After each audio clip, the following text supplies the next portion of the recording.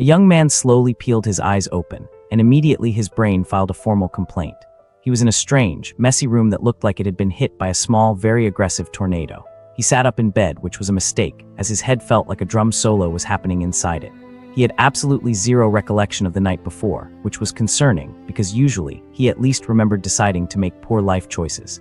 He looked around and realized he was in a hotel room. How very classy of past him. Then the real plot twist hit him. He wasn't alone. A stunningly gorgeous woman was sleeping peacefully next to him, looking like she just stepped out of a shampoo commercial, which felt highly unfair given his own appearance probably resembled a startled hedgehog. Just then his phone buzzed with a notification from someone named Zoya, and like a horror movie flashback, it all came rushing back. The texts were aggressive, a full-on digital assault demanding to know where he was. He remembered Zoya. She was the ex who dumped him right after their first year of college and then immediately blocked him on everything, basically yeeting him out of her digital universe. So why was she now acting like they were still together and he had just forgot to pick up milk? To clear his foggy head, he checked his phone's calendar. Seeing the date, October 8th, hit him harder than his hangover. He had somehow impossibly traveled back in time. He recalled her dumping him, saying she found someone who truly loved her, and then he saw the memory of her with an older man telling him to get lost. Back then, young and dumb, he swore he'd love her forever, a promise that aged about as well as milk left in the sun. Now in this new present, he read her first message, and surprise, surprise, it was a request for money. A slow, knowing smirk spread across his face. Love had made him blind, but now he could see she was basically a walking, talking red flag with a Cash App request. Determined to change his future, he sent a message to Zio Jia, his current girlfriend, ending things for good.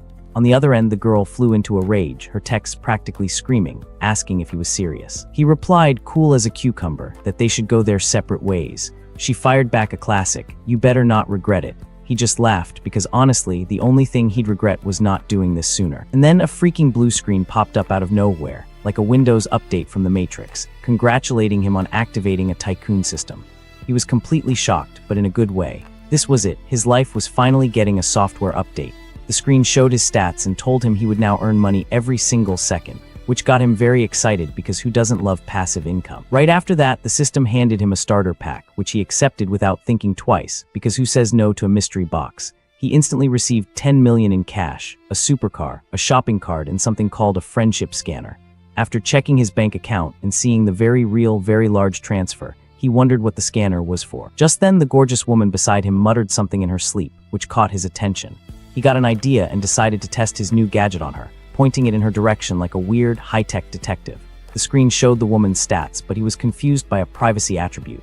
He tapped on it curiously, and the system explained it was in very blunt terms the number of partners she had. He realized the number 1 meant he was the very first man in Yushi's life. Whoa. He then remembered that in his past life, after the whole ex-drama, he went to a bar to drown his sorrows and met her there by chance.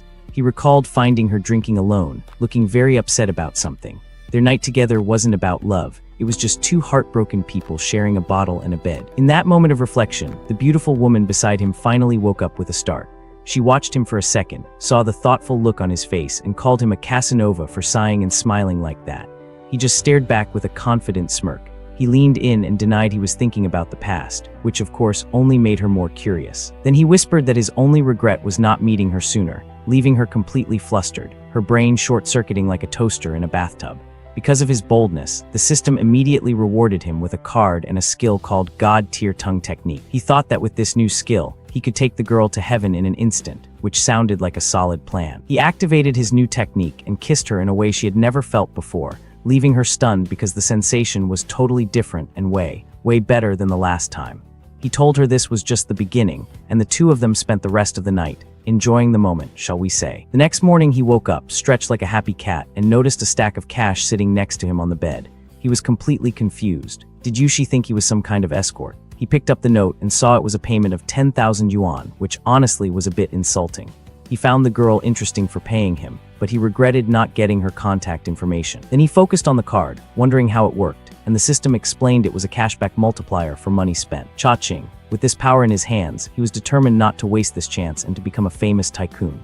He realized that in this timeline, several major tech companies hadn't even been founded yet, making it the perfect opportunity for him to be the smartest guy in the room.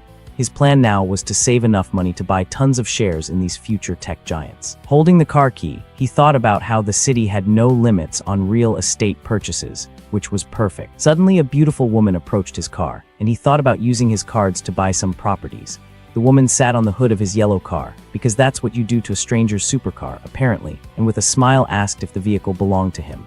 He calmly confirmed it was his and asked what she wanted. She asked for a ride, claiming a pipe burst in her house. Suspicious of her story, he activated his scanner to check the information on the girl named Chen Li. He was surprised by her high friendship level, but her privacy attribute of 28 partners set off alarm bells louder than a fire station on a Saturday night. Inside the car, he turned down her request for a ride, saying that being with 28 other people was a bit much for him. He drove off, leaving the woman in shock and wondering how he knew about her past. She commented on how handsome he was while an old man stood there, completely lost. The old man, ever the gentleman, offered to help the woman with her pipes, saying he had been a professional for 30 years.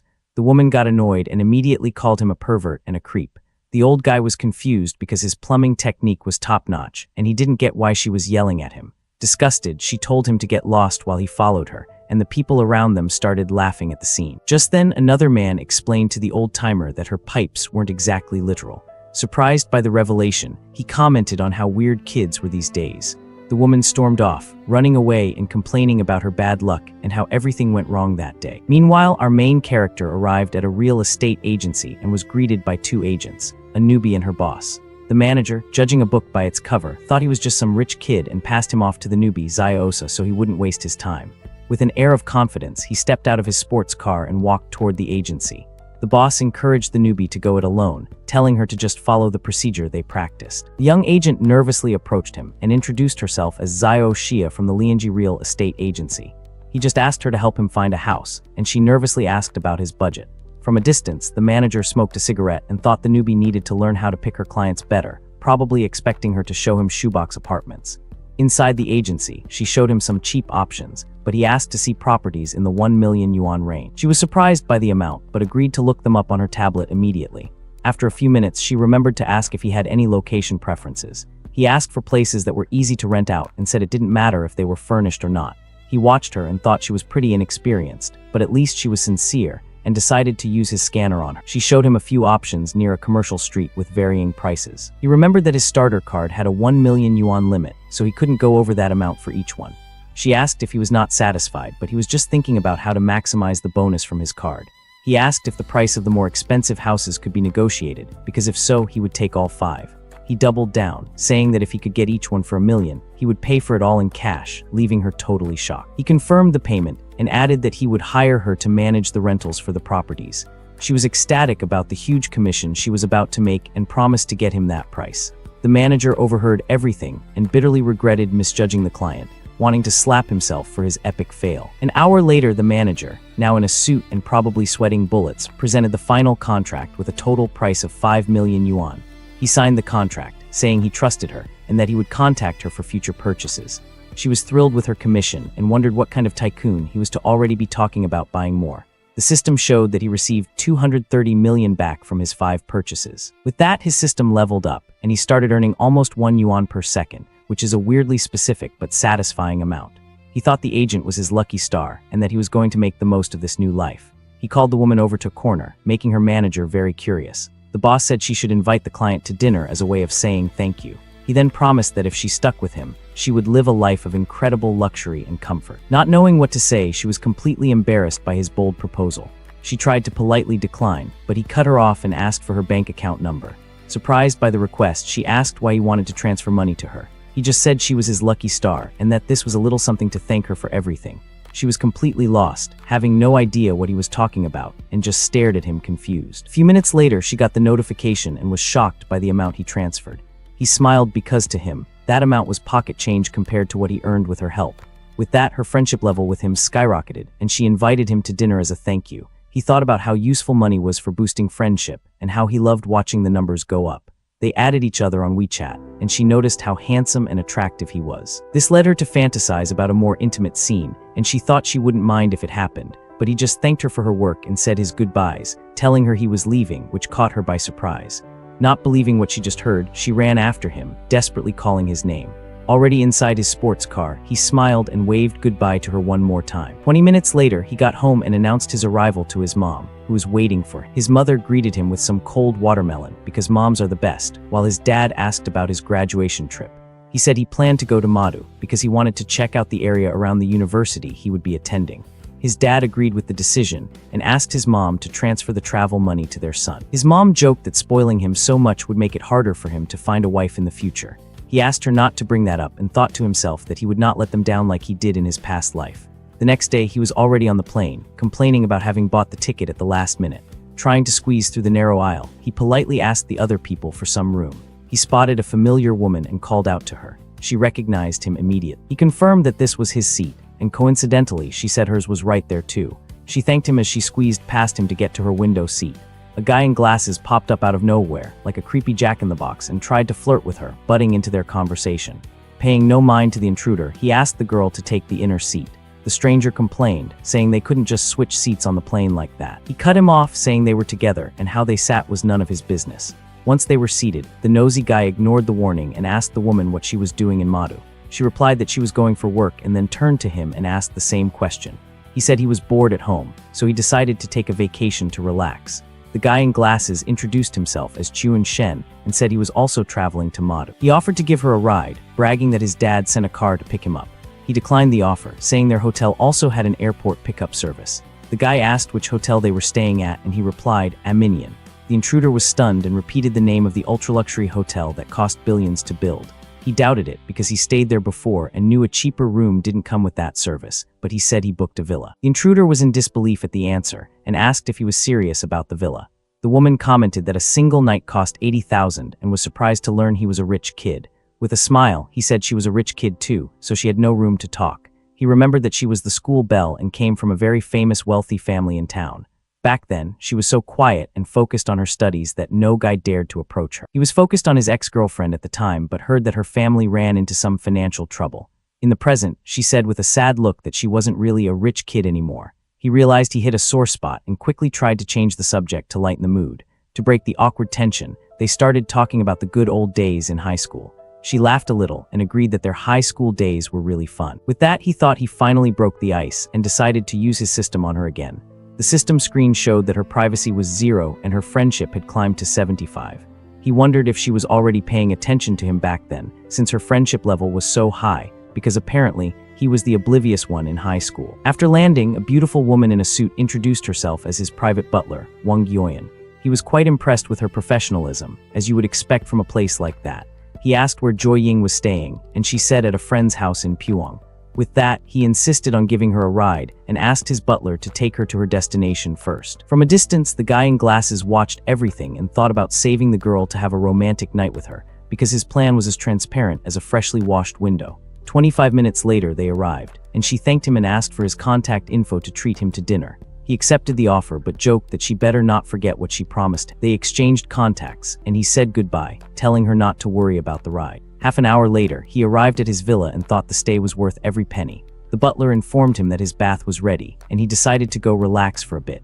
Suddenly, she grabbed him from behind, and he jumped, asking what she was doing. She said the service included helping him undress, but he would have to handle his own underwear. Once in the hot springs bath, he watched her and asked her to wait a moment. She explained that scrubbing his back was also part of the service, but she wouldn't be washing him. He enjoyed the moment and thought that up close, she was very attractive, and a special service would be nice. She said she was only doing this because she felt a connection with him and started to take off her clothes. She then invited him to a hotel reception, and he asked what the occasion was for the event happening that night. She explained there was no dress code, and he confirmed he would be participating in the auction that was about to happen. Arriving at the party with his date, he was greeted respectfully by an employee who recognized him as an important guest. She wished him a good night and gave him a smile as he entered the main hall for the event. Inside the hall, the auction was already underway, and an item had just been sold for 5 million. While he scoped out the scene, the auctioneer announced the next item, an extremely rare, famous brand watch that caught everyone's eye. The man explained it was a limited edition with only 10 in the world, and the starting bid would be 15 million yuan. Full of energy, the auctioneer shouted for the bidding to begin, and the crowd got hyped for the competition. He analyzed the watch and remembered that its price was set to skyrocket in the coming years, easily surpassing 25 million. Seeing the chance for a profit, he wasted no time and made the first bid of 15.5 million with his paddle number 35. But another man with paddle number 8 raised it to 16 million, and the bidding heated up with offers climbing quickly. The crowd was stunned by his bids, thinking it was crazy to spend so much money on a watch like that. The auctioneer banged the gavel, selling the item for 18 million, and congratulated buyer number 35 on the win. 2 rich young men approached to introduce themselves, and he said his name was Jiang Cheng as he sized them up. the blonde guy revealed that bid number 8 was his and asked if Jiang Cheng was a luxury watch expert. He replied that he was no expert and that this was his first time buying a watch. He was just testing the waters. The blonde guy was floored by the price and asked why he had never seen him around before. He explained he just got here yesterday for college. Surprised, the young man said that at 18, he didn't have the guts to do something like that and was seriously impressed. With that, he invited Jiang Cheng to hang out sometime, and he agreed to the proposal from his new acquaintance. The system then notified him of his new level, and he thought about how his annual income now exceeded 300 million. Despite the cash, he knew that for his ambitious plans, this amount was just a drop in the bucket, and he needed more, because apparently, being a multimillionaire isn't what it used to be. Walking down the stairs, he ran into a familiar face and recognized the woman he was with the night before. It was the same woman from the hotel he met at the beginning of the story, and she stared at him, surprised to see him there. She teased him, calling him a kiddo, and said she didn't expect him to be a rich boy, thinking he was just a poor student. She invited him to her villa since the auction was winding down, wanting him to join her for another night together. He accepted the invitation, and she joked that he better put in more effort than last time, turning up the heat. Suddenly, a man appeared and grabbed her by the arm, revealing himself as Jiang Yu, the beautiful woman's ex-fiancé. The guy insisted they were engaged, but she called him crazy for wanting to get married after he cheated on her with her best friend. Jiang Yu ignored the accusation and claimed they had an engagement party, so the wedding was happening one way or another. Disgusted, she accused him of being gross and using her as a front so he could meet his other partners, both men and women. The system gave him two choices: leave with a reward or punch the guy to gain a physical enhancement and a bad luck card. The enhancement improved all his attributes, and without a second thought, he landed a punch on his rival, leaving the woman shocked. He kicked the aggressor on the ground, and she watched the scene, seeming to enjoy his attitude. He stomped on his fallen rival, and her affection level rose while the other guy screamed in pain on the ballroom floor. Desperate, the aggressor started yelling for help, calling for hotel security to rescue him from the situation. Security arrived and tried to de-escalate the fight, but the ex-fiancé yelled at them to arrest him and call the cops. Threatening the staff, he said he was going to call the police and file a complaint to get them all fired. She told him not to worry, as she would say he was defending her from harassment. The ex-fiancé boasted that the security cameras recorded everything and that they were all finished because of it. Suddenly, a man with a knife burst in, and panic spread as people screamed, terrified by the scene. The intruder grabbed the ex-fiancé and demanded they bring him the couple who betrayed him, or he would take everyone out. Scared for his life, the aggressor yelled for the security guards to find the people the man was looking for to save his own skin, because loyalty clearly wasn't his strong suit. The system gave him a new choice: escape with the girl and get money, or stop the crime and gain a new skill. He decided to act for everyone's safety, and especially for the special technique the system offered as a reward. Before acting, he remembered the item he won earlier and realized the bad luck card could be very useful right now. He activated the enhancement card, and a blue aura completely surrounded him, changing his body. With this, he felt a powerful energy flowing through his entire body. Wasting no time, he dashes at high speed toward the man with the knife, ready for a surprise attack, because apparently, his morning workout routine involved saving rich people from dramatic villains.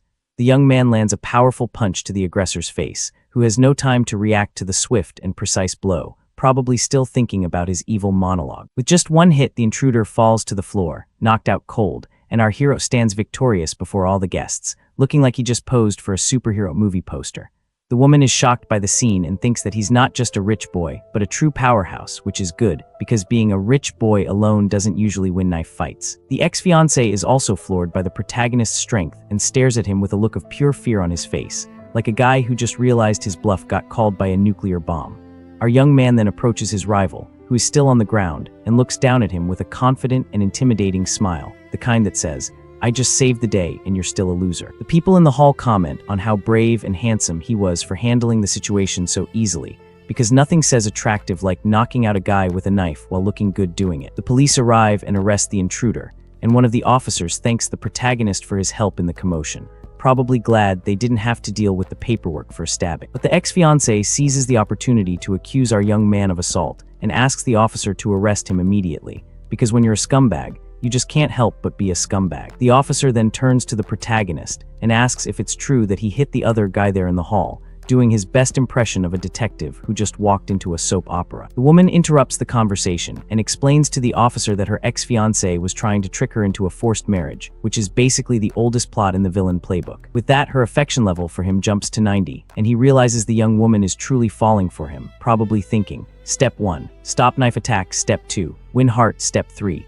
breakfast. He hugs her to comfort her and says he'll never let a scumbag like that intimidate her ever again, which is sweet, even if it sounds like a line from a bad romance novel. The officer tries to calm the situation, but the rival screams, demanding the security footage to prove his innocence, because apparently he thinks cameras will show him being less of a jerk. Injured, the protagonist decides it's time to test the system's bad luck card on this clueless guy who showed up, because why use fists when you can use cosmic misfortune? He then activates the item, and an aura of misfortune surrounds the ex-fiancé, who has no idea what's happening, but he's about to find out that karma is a system with a bad luck card. Right after, the guy gets a call from the bank about a suspicious withdrawal of $200,000 from his account, which is never a good start to your day, unless you're the one who stole it. While he's on the phone, a woman runs up and tells him a tree fell on his car, leaving him in a panic, because apparently, the universe decided to use him as a punching bag. The officer asks if he needs help, but the man runs off, saying he doesn't have time to deal with this right now, probably off to find a tree surgeon and a banker who speaks fraud. Our young man says he got what was coming to him, and invites the woman to leave that chaotic place together, because who wants to stick around when the universe is throwing a tantrum at someone else? 5 minutes later in the room, she approaches him worriedly and asks if he's okay or if he got hurt in the fight, because she's sweet like that. With a smile, he replies that a loser of that caliber could never really hurt him, which is true, but also a great way to sound cool. Even so, she insists on checking for herself to make sure he didn't suffer any serious injuries, which is either concern or an excuse to get handsy, but we'll go with concern. The woman asks if he's going to look down on her for having a fiancé like that, but the guy reassures her about it, because he's not the type to judge someone for having a terrible ex. That's basically a hobby for some people. She explains that the engagement was arranged by her grandfather, and that she only found out about his cheating with her best friend later, which is like finding out your favorite restaurant has a rat problem. Devastating and gross. He consoles her, saying she's been through a lot, but now he's there to take care of her and protect her, which is a very noble thing to say while probably thinking about that massage he was promised. The young woman asks if he minds maintaining this type of relationship, thinking it's easier than a serious romance, because apparently, modern dating has evolved into, let's just skip the complicated part. The protagonist hugs her and assures her that he doesn't mind and that he'll treat her well from that special moment on, which is code for, let's enjoy the night and see what happens. The two then enjoy the night together, and the moment seems to be quite intense for the beautiful woman accompanying him, because when you combine a hero, a villain, and a hotel room, things tend to get spicy. The next morning, two maids are tidying the room, and one of them comments on the stamina of young people these days, because apparently, the sheets told a story. The other lady jokes that she wouldn't be able to work if her husband were like that, and they comment with envy about the young man, because who doesn't want a partner with that kind of energy? Later, at a coffee shop, the protagonist and the woman are having breakfast while he casually scrolls on his phone, because even after a heroic night, you still need to check social media. On the screen, he sees a post from a classmate showing off an expensive watch he got from his mom as a coming-of-age gift, because nothing says I'm an adult like a luxury timepiece from mommy. Our young man then gets an idea and asks if he can borrow her legs for a celebratory photo, which is either the weirdest request ever or genius-level trolling. She asks if it's his birthday, but he explains he wants to post a gift that's different from what his other classmates are showing off, because when everyone else has a watch, you need to up the game. The woman agrees to the prank and calls him a brat as she agrees to participate in the unusual photo he requested, because honestly, what else is she going to do? She strikes a daring pose, lifting her legs so he can take the picture for his social media, probably thinking, my mother would kill me if she saw this. She then takes off her shoes and continues to pose for our guy's camera, who is having fun with the scene, because this is way better than a boring watch selfie. He takes the picture, thinking that his 18th birthday present isn't a car, but it's faster than a supercar, which is both clever and a little bit dirty, but we'll let it slide. The result is a photo collage that he posts on his social media for all his friends to see the news, and honestly, it's the most memorable 18th birthday post ever. His classmates are shocked and envious of the post while lamenting their own boring gifts, because a watch from mom just doesn't compare to, well, that. Shortly after, the protagonist arrives at a luxury car dealership, and a saleswoman greets him at the entrance, probably sizing him up like, can this kid afford a keychain, let alone a car? She offers to give him a tour, and our young man follows her to check out the car models available in the store, because window shopping is fun when you can actually buy. Inside the dealership, he sees an older man offering a car to a beautiful woman who seems uncomfortable with the situation, which is basically every creepy rich guy move in the book. The bald old guy insists he'll drive her home every day, and that's why she needs a good car, all while trying to touch her, because apparently, consent is just a suggestion to some people. Our young man watches the scene from a distance and thinks that he came to the dealership to see cars, but ended up watching a soap opera, which is honestly more entertaining. He then recognizes the woman as Suan, a future famous actress known as one of the four little flowers of the industry, because in this world, everyone is either famous or about to be. The MC remembers that her fame began with an iconic photo where she was getting out of a pool, which went viral online, proving that sometimes, all you need is water and good lighting. Back in the present, the businessman pressures her to go for a drink, but she refuses, saying she has a meeting at her company, which is the oldest excuse in the book, but at least it's professional. The old man gets furious and threatens the girl, telling her not to push her luck or the investment in her project will be cancelled, because when you can't buy someone's affection, you try to buy their career. He tells her to stop pretending and accept the offer, or else he'll use his influence to get her blacklisted, which is basically the villain version of "I'll tell mom." However, the actress isn't intimidated and says her answer is no, regardless of whether he invests or not, and that he can do whatever he wants because she's got backbone, and that's rare in this industry. At that moment, a blue screen appears in front of the MC, and the system activates a special mission for him to solve the problem, because apparently his side quests now include save damsel in distress from creepy producer. The mission is to help Suin and sign a contract with her, which is convenient because he was looking for a reason to talk to her anyway. So he thinks he needs to prove he has the money to convince her, because in this world, money talks and everything else walks. To get attention, he approaches the saleswoman and asks in a loud voice about the conditions for buying a LaFerrari, because why start small when you can go straight to the top? The woman explains that the model is a limited edition, and that the customer needs to own 5 cars from the brand to be an eligible buyer, which is basically car snobbery at its finest. With a smile, our young man asks if she's saying he isn't qualified to buy the supercar, and you can almost hear the challenge in his voice. The saleswoman then says it's not entirely impossible, and the guy, curious, asks how he could get the vehicle, because where there's a will and a lot of money, there's a way. The bald old guy gets suspicious, wondering which family the young man belongs to, and decides to see if he's just bluffing about the purchase, because old rich guys hate being upstaged by young rich guys. The actress is shocked because not even a big shot would buy a $3 million car, and the protagonist wants the most expensive one in cash, which is either insane or incredibly baller. The saleswoman then warns that with customizations, the price of the car could reach 50 million yuan, and she says this like it's a bad thing, but to our guy, it's just Tuesday.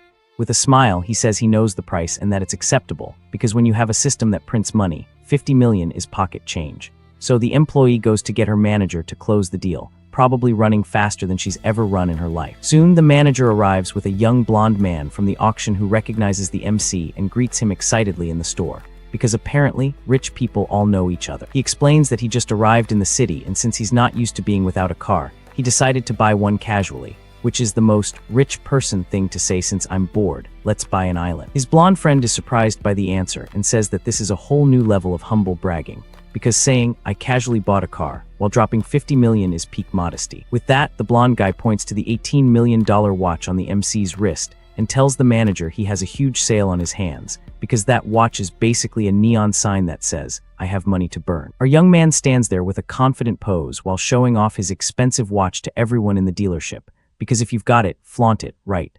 The manager is stunned by the value of the accessory and realizes that this young man is an extremely wealthy client, probably calculating his commission in his head. The man says the credit check is just a formality and begins the car registration process for the young man, because when you wear a watch worth more than most houses, credit checks are just for show.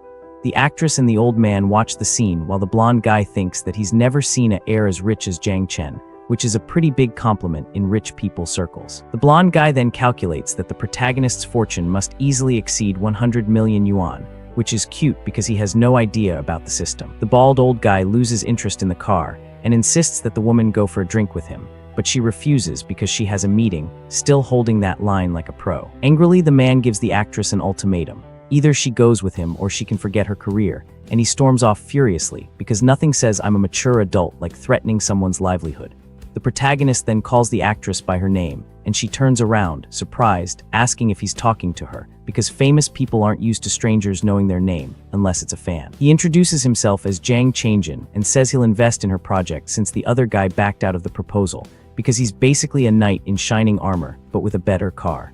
The woman is shocked and asks if it's true, thinking that he's on another level and could save her from her problem, which he absolutely can. The MC says he has other plans and that they can talk tomorrow, so she asks for his contact info to arrange the meeting, because this is 2026 and that's how business works.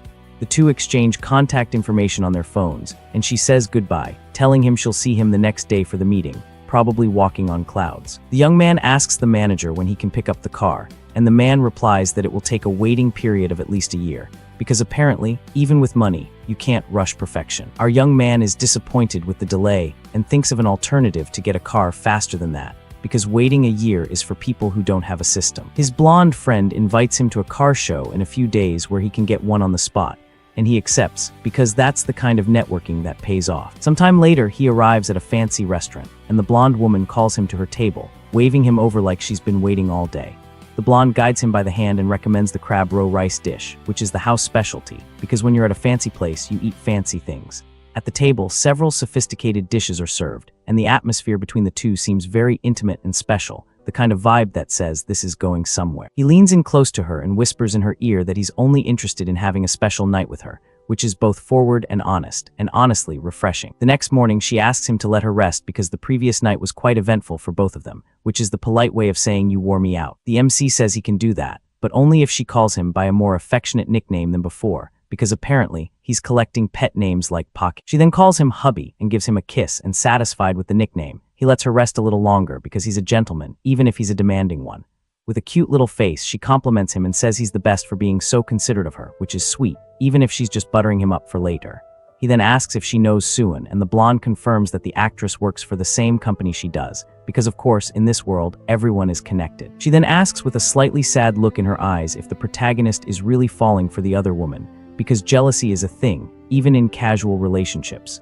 The MC explains that it's not exactly falling for, but that he saw a lot of potential in the actress during their encounter at the car dealership, which is the business-friendly way of saying she's hot and famous. The blonde agrees, saying the company doesn't value her enough, but she has the talent to go far in her career, because even competitors can recognize talent. With that, she offers to help him get closer to the actress and says he can come to her whenever he wants, which is either generous or strategic, but will take it. He calls her silly and assures her that he will treat all of his women well, because when you're a tycoon, you have to manage expectations. So she asks about the investment in the actress, and our young man confirms his intention, but she warns him that to hire Suan, he'll have to open a company and buy out her contract, because nothing worth having comes easy. The MC tells her not to worry, and that he'll put her in charge of the new company with shares and everything, because why not add CEO to his list of titles? She refuses the shares, saying a good salary is enough, and thinks this will boost her career, because sometimes it's not about the money, it's about the opportunity.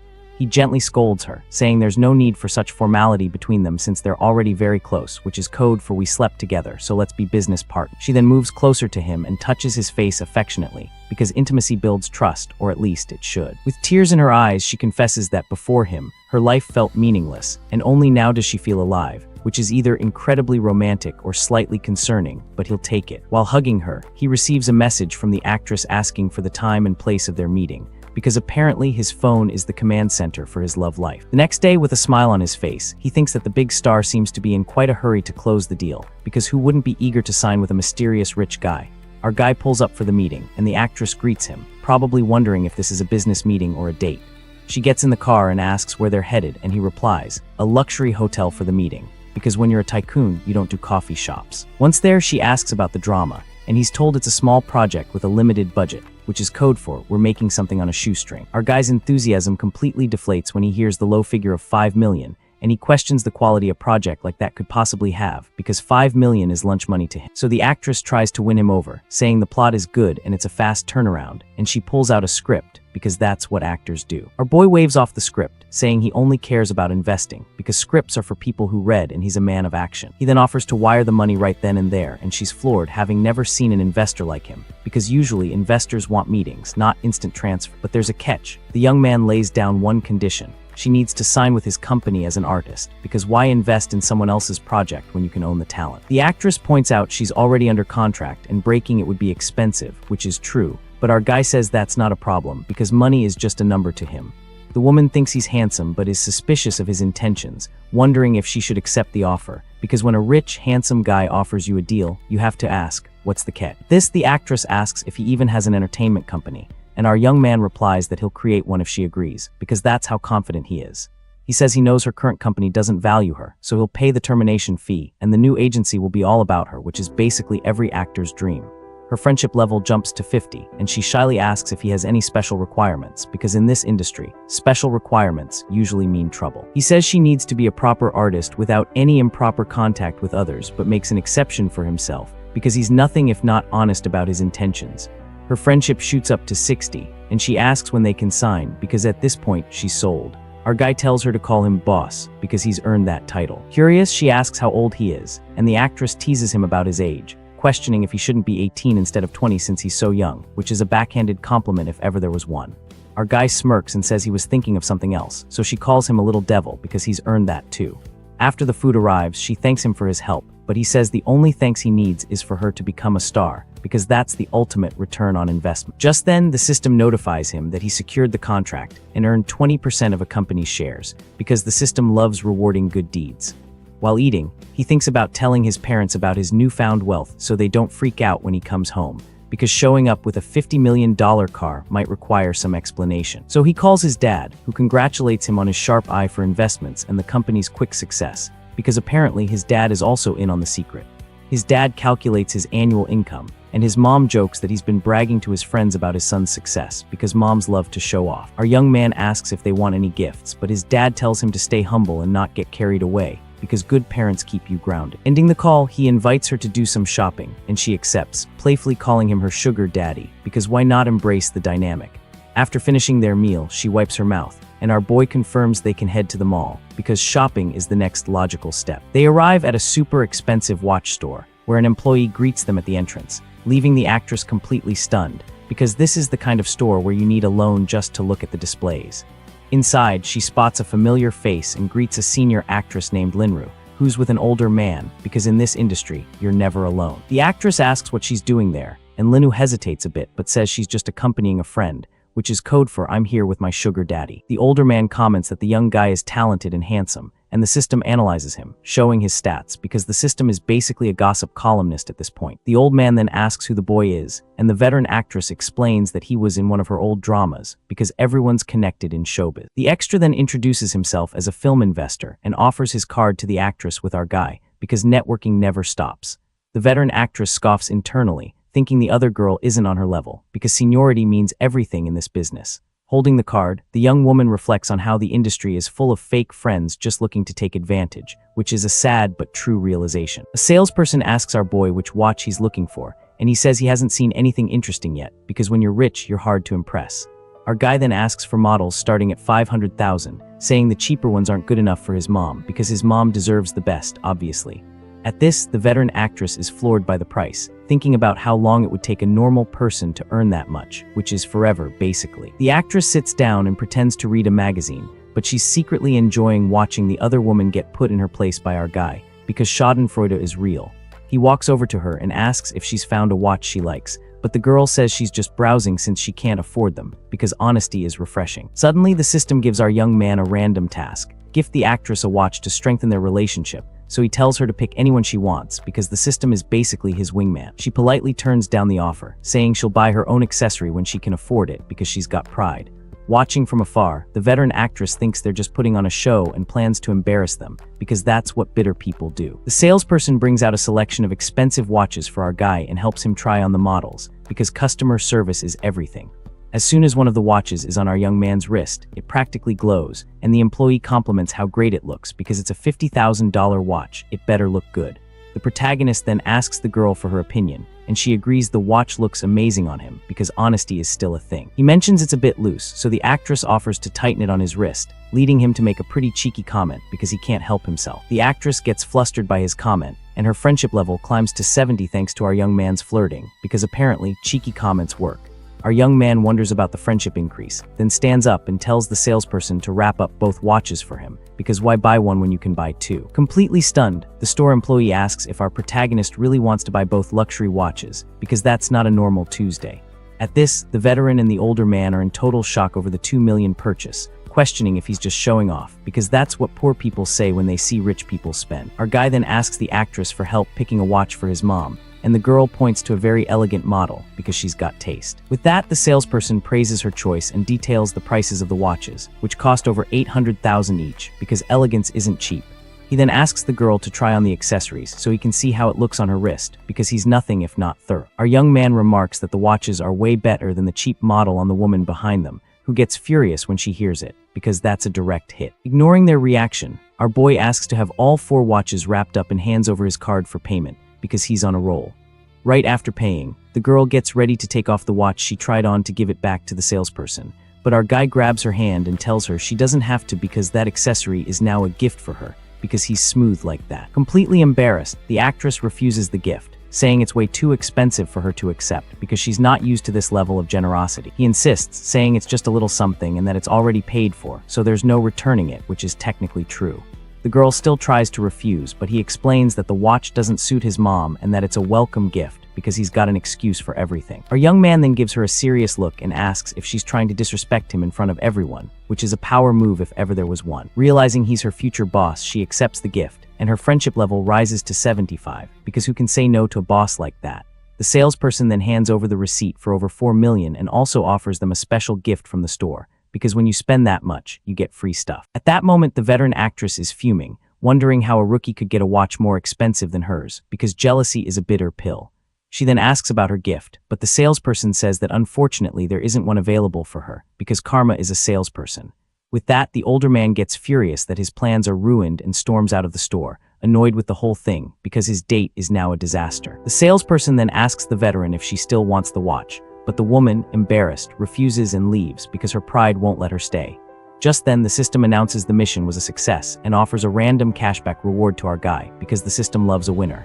He accepts immediately, and the system congratulates him on getting a return of $13,165,000, which is a pretty sweet return on investment. He then checks his phone, confirms the transfer, and with a profit of $8 million, decides to buy more gifts, because why stop now? They arrive at a handbag store, and our boy asks which model she wants, but the girl shyly refuses the gift because she's still not used to this. Ignoring her refusal, he asks the saleswoman for the most popular models, and the woman shows him 2 bags because that's her job.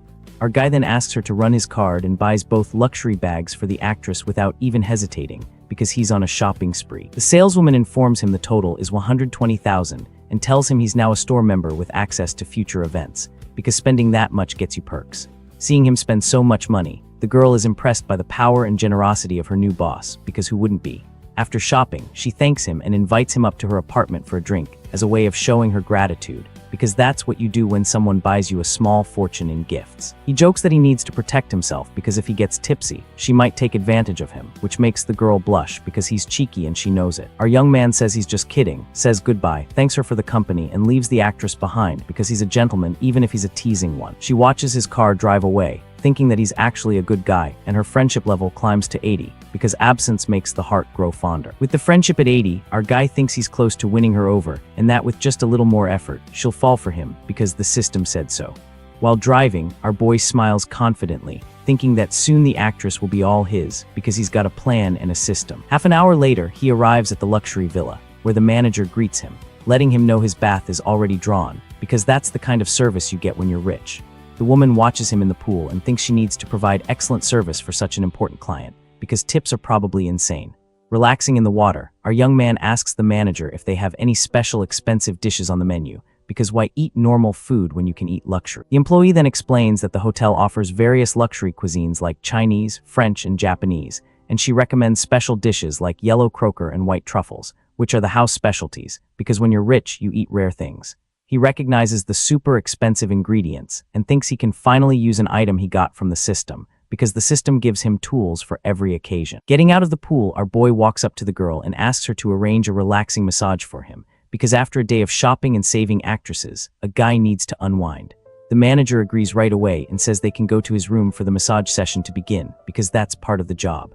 Once in the room, the woman prepares to start the massage, while our protagonist lies down on the bed, waiting, probably thinking about how this is the life. With that, the girl gets on the bed and positions herself to start the massage on our young man's back, because professionalism is key. She takes a vial and pours a bit of massage oil into her hands to get started, because you can't have a massage without oil. Our boy is then surprised to realize it's a much more elaborate aromatherapy massage, because this hotel doesn't do anything halfway. The woman says the hotel spa is a specialty and tells him to close his eyes and just relax his body, because that's what massages are for. And so, she begins the massage on his back, and our protagonist seems to be enjoying the moment of relaxation, because who wouldn't? The manager continues with the massage, and our boy gets a little flustered with a seductive look, because apparently massages can be more than just relaxing. The woman seems to be offering a much more special service than he expected, because this hotel really goes above and beyond. At this point, the intensity of the moment ramps up, and our young man starts to pick up on the woman's real intentions because he's not that clueless. He then wonders if he's overthinking things or if the manager is really offering an extra service, because in his experience, people usually want something. The manager announces the service is over and says she'll pick him up tomorrow for the car event, leaving our guy a bit disappointed as he was expecting more, because when you're teased, you want the payoff. The next day, the car show is packed with various luxury models and tons of important people snapping photos of everything, because rich people love documenting their existence. Our protagonist arrives at the hall and checks out the place alone since his friend had something come up and couldn't make it, because friends are flaky, even rich ones. He thinks the cars are cool, but the prices don't impress him as the most expensive one is only $2,200,000, which is pocket change to him now. Suddenly, our young man spots a familiar group and wonders why all his old classmates are gathered there, because apparently everyone he knows is at this car show. Looking closer, he recognizes someone and discovers that she's working at the event as a car model, because in this world, everyone has a side hustle. The girl looks stunning in her red dress, catching the eye of everyone present with her beauty at the event, because that's what models do. A guy then asks what time she gets off work, but another classmate tells him not to bother her, calling him just a snob because some things never change. The model overhears the conversation but doesn't respond, simply continuing with her job because professionalism is key, even when your ex-classmates are being annoying. Our boy then walks up to the guys, who are surprised to see him, probably wondering if he took a wrong turn on his way to the rich people's section. They ask what he's doing at the event, and he questions if they organized some secret outing since nobody invited him to join, because apparently, his social circle still operates like high school cliques. One of the classmates thinks angrily that they left him out of the trip on purpose and didn't expect to run into him, which is awkward. But hey, that's what happens when you're the poor kid who suddenly became rich.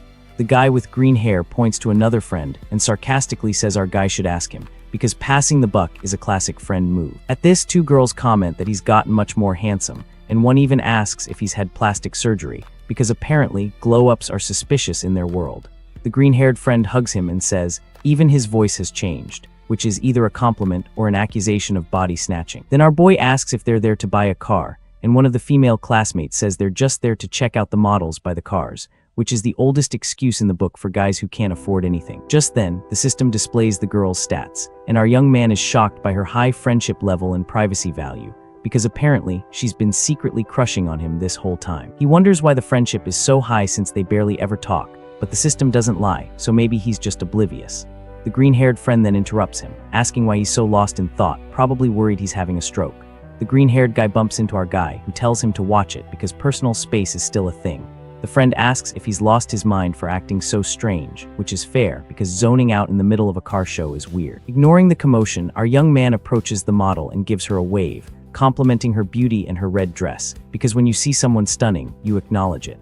The girl smiles and asks if he's at the event too, and our guy says he's just checking out the luxury cars, as if he's just browsing like everyone else. He then turns to his classmates and asks if they're going to buy a car, but the other guy chews him out for the bold comment and starts talking about the car, because some people just can't handle being called out. Our protagonist compliments him on knowing so much about cars, and the classmate explains the model costs over $5 million, as if that's supposed to intimidate someone who just bought a $50 million watch. With a smirk on his face, he provokes the guy, asking if he's going to buy the car since he knows so much about it, which is basically asking, "So are you going to put your money where your mouth is?" The model then cuts in, telling them to stop because she's working and they can't be making a scene, because professionalism matters, even when your ex-classmates are being idiots. The classmate then uses the situation to his advantage and asks the girl for help choosing a car as a gift for his high test scores, which is the most transparent pickup attempt in history. The girl gets uncomfortable and declines, saying she doesn't know much about cars and suggests he talk to a salesperson, because she's not interested in being part of his scheme. The guy insists on talking to her, and our guy accuses him of using the purchase as an excuse to chat up the girl, because that's exactly what's happening. The classmate challenges him to buy a car, and our young man provokes him by asking if the car comes with the model as a bonus, which is bold but honestly kind of funny. The girl finds the joke funny and comments that he's pretty bold for asking such a direct question in front of everyone, because honesty, even when cheeky, is refreshing. The classmate gets annoyed and tells him to stop showing off since she's working, but our young man says he's serious, because he's always serious when it comes to spending money. At that moment, the event manager notices the commotion and heads over to deal with the problem, because chaos at a car show is bad for business. The manager then approaches and scolds the girl for chatting on the job, and she apologizes immediately, because that's what you do when your boss catches you. The rival then blames him for the scolding and challenges him to buy a car since he's disrupting the model's work, which is the worst logic ever, but okay. Our guy then repeats his question, saying the car looks more attractive with the model next to it, because he's committed to this bit. The manager notices the expensive watch on his wrist and has a change of heart, saying that if he buys the car, the model goes with it, because money talks and watches scream. Without hesitating, our young man pulls out his credit card and tells the manager to run the full purchase price right then and there, because why wait? All the classmates are in shock since the car costs over $8 million, and they can't believe he can afford it all, because in their minds, he's still the poor kid from school. The female classmate in the pink dress is impressed and wonders if he really has $8 million to drop all at once, which is a valid question. The rival then accuses him of lying just to get the girl in trouble, but our boy calls him an idiot for thinking that, because he's holding a credit card that's about to prove him wrong. With a smile, the manager confirms that the sales commission will be credited to the girl, because when you spend that much, everyone wins. With that, her friendship level jumps to 80, and our guy reminds the manager that the model is included in the car purchase because he doesn't forget details. The classmate is furious, thinking he's going to make up an excuse not to buy it, and plans to humiliate him if that happens, because some people just can't accept defeat. Our young man hands over the card and asks if he can take the car today, and the manager invites him to sit down and finalize the deal, because that's how business works. The card machine then approves the transaction, and the payment of over $8 million goes through without a hitch because the system never fails. With the payment complete, the manager smiles and asks the model to take good care of our young man while he handles the paperwork, which is basically code for entertain the rich guy. The rival is stunned to see he actually spent $8 million and realizes he's been completely humiliated in front of everyone, which is probably the worst feeling ever. His classmates' jaws dropped, and the green-haired guy pointed out that our boy was way too low-key in school to be this rich, because apparently he was hiding his superpower. The girl sees her chance to flirt and asks for a ride in his new Ferrari, boosting her friendship stats to 95, because nothing says, "I like you" like a luxury car ride. But the other classmate with glasses rains on her parade, reminding her the car only has 2 seats, so there won't be any room because that's what friends with glasses do. The girl in pink then claps back that she can take the passenger seat since the model has to work and sits in cars all day anyway, which is a solid argument, honestly. Sitting down, our hero wonders how the girl's friendship level shot up so fast and thinks to himself that he can't stand gold diggers like her, because he's rich, not stupid. Just then, our guy says the car looks way better with her in it, because he's either flirting or stating facts. The classmate then tries to stir up some drama, asking if his breakup with his ex was because of the model from the event, because some people just love gossip. The girl in the red dress is surprised to hear he ended his relationship, because that's news to her. Our young man then stands up and says the breakup has nothing to do with anyone else, and that the lady is very beautiful, because he's not about to let rumors fly. The green-haired friend is stunned by the $1 million watch and accuses him of pretending to be poor, because that's a thing rich people do, apparently. The protagonist calmly explains that he aced his exam, so his family insisted on getting him a gift, which is either true or a cover story, but either way it works. The rival then gets annoyed and changes the subject, saying it's getting late and they should find a place for dinner, because when you're humiliated, you pivot. The gold-digging girl in pink invites our protagonist to go to the mall with her, because she's not giving up that easily. Our guy politely turns down the invitation, saying he already has plans for the evening, but that they can catch up when they're back in their hometown, because he's not completely shutting her down. The girl in the pink dress accepts his offer and tells him to hit her up as soon as he's back in Ranch King City, because she's persistent. Meanwhile, he says goodbye to the model from the event, telling her he's going to check out some other places, because one car isn't enough. He approaches the model and suggests they hang out some other time since they're classmates, because networking is key. Meanwhile, a saleswoman approaches our young man and asks if he's interested in any other cars, then points to another luxury vehicle, because salespeople know a good customer when they see one. Our guy then pictures a romantic scene inside the car and thinks the vehicle would be a perfect match, because apparently he's also a hopeless romantic. With that in mind, our MC gets thoughtful and carefully weighs his options, because even with money, you have to think about these things. He then asks for the car's price, and the saleswoman reveals it costs $9.5 million, which is basically pocket change at this point. The woman offers 3 years of maintenance, but our young man cuts her off and says he'll take the car, because he doesn't need perks when he has a system. He then asks about a delivery ceremony, and the employee assures him she can arrange a big celebration for him, because that's what rich people expect. Our protagonist declines the ceremony, explaining the car is a gift, so he'll just send the address for the vehicle's delivery, because he's low-key like that. Pink-haired streamer is live streaming and showing off the luxury car to her followers, because content is king. She continues the stream, saying the car is gorgeous and that whoever gives it as a gift will find true love instantly, which is a nice sentiment, even if it's not true. Just then, the woman points to our guy and says she'll interview him live if she gets 3,000 likes on the stream, because engagement is everything. Seeing the streamer just standing there, another employee approaches and asks if the young lady is placing an order or just browsing, because that's their job. The pink-haired girl awkwardly replies that she just wanted to take a look at the vehicle, which is the universal sign for "I can't afford this." Because of this, the saleswoman asks the streamer for proof of assets to be allowed to stay there, because some stores are snobby like that. The streamer gets annoyed and points to our MC, saying he walked right in without any issues, but the employee insists it's standard procedure, because rules are rules. The streamer is embarrassed as her followers comment that she's being treated poorly and demand that she interview the rich guy, because the internet loves drama. Watching from a distance, the model is shocked to realize our guy spent 20 million in less than half an hour, because that's either insane or incredibly baller. She then reflects that even before her family's incident, they could never spend money so lavishly, because 20 million in half an hour is next level. 2 hours later, our MC stretches as the car's paperwork is all sorted out, because buying cars is exhausting, apparently. A manager hands him the keys and asks about the license plate, so our young man thinks it might be hard to get a special one, because bureaucracy is a thing. Just then, the system pops up and gifts him a custom plate with his initials, and he finds that very thoughtful because the system always delivers. An employee then approaches to help him with the new plate registration, and our guy agrees to proceed, because why not? Upon seeing the plate, the manager is gobsmacked as it has the client's initials, and he's never seen anyone with so much pull because custom plates usually take time and connections. Our protagonist then tells the man not to overthink it, and that he just reserved the number in advance, which is a solid cover story. The manager praises our young man's incredible luck, saying the choice of plate was very meaningful and impressive, because flattery gets you everywhere. A mechanic then approaches the car and informs them that the new license plate installation is complete, because efficiency is key.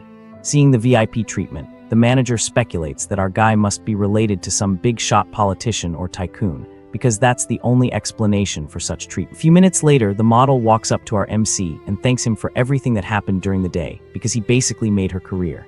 The woman then invites him to dinner, saying she's about to get off work and that it's on her, because gratitude is best expressed with food. Our young man starts to reply, but his phone rings, and a smirk appears on his face because he knows drama is coming. Then our guy answers the call with a hello for the person on the other end of the line, because that's how phones work. On the other end of the line, his friend is crying his eyes out, saying he broke up with his girlfriend and needs to grab a drink with our guy, otherwise he's going to jump in the river in despair, because apparently breakups are that serious. Our MC is shocked by the news because that's heavy. All of a sudden, he gets a text from his buddy who just got dumped and wants to go drinking, because modern communication is redundant. Because of that, he ends up having to postpone his date.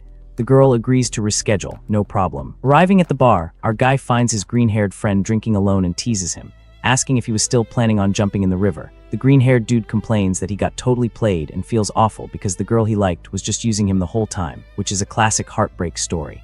He explains that when the other guy went to the restroom, she followed him, leaving him completely heartbroken. But our MC, already tired of all the drama, tells his friend to just get straight to the point and explain what really happened. The green-haired friend then confesses that he followed them both and saw them making out in the hallway, which completely crushed him. Our guy points out that they were never actually together, so there's no way he could be heartbroken, but his friend begs him not to be so harsh. With that, our guy tries to cheer his buddy up, saying the girl is no good and that it's better to just let the other dude have her. He then reveals that he heard from a friend that the girl's personal life was a total mess and that he had tried to warn him before. Our guy says he must have hit his head and proposes a toast to forget the whole thing and drown their sorrows, because alcohol is the traditional remedy for heartbreak. An hour later, our protagonist helps his friend get a taxi, and the drunk buddy promises he'll have his back if he ever needs it. Right after, our young hero calls for a private driver on his phone to take him home in his new sports car. Just then, a woman walks up and tells him to get away from her boyfriend's car, because there's no way he could afford to pay for it if he scratched it, which is both rude and incorrect. Our guy just looks at the woman with a confident smirk, clearly amused by the situation and thinking about how to respond. The woman, realizing her mistake, asks why he looks so much like her boyfriend, which is the weakest excuse ever. He shoots back, "Well, you don't look much like my girlfriend," because he's quick with a comeback. She finds him funny and compliments his voice, saying he could probably drive that car with just one hand, which is either a compliment or a weird flex. The girl then makes a bolder move, asking our young man if he wants to have some fun with her because she's nothing if not direct. But our protagonist cuts her off, saying he's not interested and that he doesn't even have any classmates around. Suddenly, the streamer from before shows up and introduces herself as the driver he requested, because timing is everything. Her name is Kia Yin, and she's doing a live stream while she works. The viewers immediately recognize our guy from the auto show because he's becoming famous. Our guy jokes that she has to pay to take his picture and grabs her phone with a confident look because he's a tease. The streamer apologizes, saying she forgot and looks a little embarrassed because she got caught. She explains that she works as a driver at night and asks if she can film his car for her followers. The streamer gets super excited to show the car to her followers, talking about how fast the model is. The live stream chat starts blowing up with comments about the car's license plate and how lucky the streamer is to run into a rich guy like our hero. The first woman then offers to be his driver for free, trying to get another shot with our protagonist, but our young man turns down her offer, saying that free things usually aren't that great, because he's learned that lesson. He then asks the streamer if she actually knows how to drive a supercar. Handing her the keys, the girl assures him that she's driven plenty of sports cars since she used to be a car blogger, and the system displays her info with zero privacy. She asks if she can stream while driving, promising the camera will only focus on her, and he doesn't mind the broadcast. So our young man agrees, and they take off with the girl holding her phone to continue her live stream, because multitasking is a skill. The streamer tells her followers that she's super nervous and excited to be driving such an expensive car and that she needs to focus, because crashing a $9 million car would be bad. Our protagonist thinks to himself that if it weren't for the system's zero privacy value reveal, he would have thought she was pretty experienced. He then analyzes her stream and notices that despite her popularity, the donations are really low, finding the situation kind of sad. Looking at the numbers, he notes that her daily earnings are minimal, even with a lot of viewers, which doesn't add up. Our young man finds it strange that she makes so little with so many followers and suggests she should just focus on being a driver to earn more. The streamer explains that she's not good at asking for donations and can only make content by showing off cars in the city to entertain her audience. Curious, she asks why the manager at the auto show was so attentive to him, and our guy says it's because they saw him buying another expensive car earlier. The girl is shocked to learn that he bought the car that very day and looks at him with a mix of surprise and admiration. With that, she floors the accelerator, and the live chat goes absolutely wild at the display of our protagonist's power and wealth. Arriving at the destination, she hands back the keys and he compliments her driving, saying he'll call her again when he needs a ride. The streamer thanks him for the compliment and is visibly happy with his approval, seeming a little charmed by our young man, because who wouldn't be? She then asks what kind of streams he usually watches, and our guy replies with a smile that obviously he likes watching pretty women. With a hopeful expression, the streamer offers herself as an option and asks for a little support to help her climb the platform's rankings. Our young man jokes that he's never heard of a free donation account, leaving the streamer a bit embarrassed. So she suggests that he could invite her in for a glass of water, because that's a classic move. Realizing she's trying to use the situation for her stream, he decides to tease her a bit, asking what kind of water she has in mind, and the streamer gets completely flustered by his direct question, thinking how the situation feels like a scene straight out of a movie or a novel. With her face blushing and breaking a sweat, she's left speechless by our protagonist's boldness. The girl then realizes there are only two possibilities for what could happen next, and she's nervous. So he turns her down, saying the water at the hotel is kind of nasty, but promises to grab her a coffee next time they meet. The streamer is bummed out, wondering why he went cold on her all of a sudden, thinking maybe she's just not his type.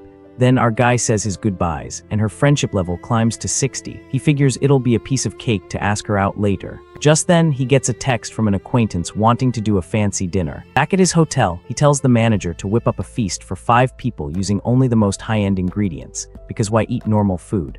The manager lets him know that the fish he ordered costs about 1 million yuan each, and that's just for the medium-sized ones at the hotel. Our young man tells her to use some common sense, as he doesn't want to look like some tacky new money guy ordering 10 of those fish at once. Half an hour later, we get an outside shot of the villa where the dinner with his new acquaintances is about to go down. His guests arrive and are blown away by the feast, commenting on the 2 super rare fish on the table, because that's not something you see every day. One of the guys is floored, saying, "Those 2 fish are worth as much as a car," and wonders how they could possibly be so expensive. The manager then explains that the Chinese bahaba fish is one of the most expensive seafoods in the world, and on top of that, she mentions the Italian white truffles and reveals that the total cost of the meal is over 3 million yuan. At this, one of the female guests is stunned, saying that with that kind of money, you could buy a mansion back in her hometown, because perspective is everything. Our protagonist tells everyone to relax and dig in while the guests thank him for the evening. After dinner, a friend invites him out for drinks, but our hero turns him down since he'd already been drinking with a buddy at the bar earlier. The friend then schedules a party for the next night,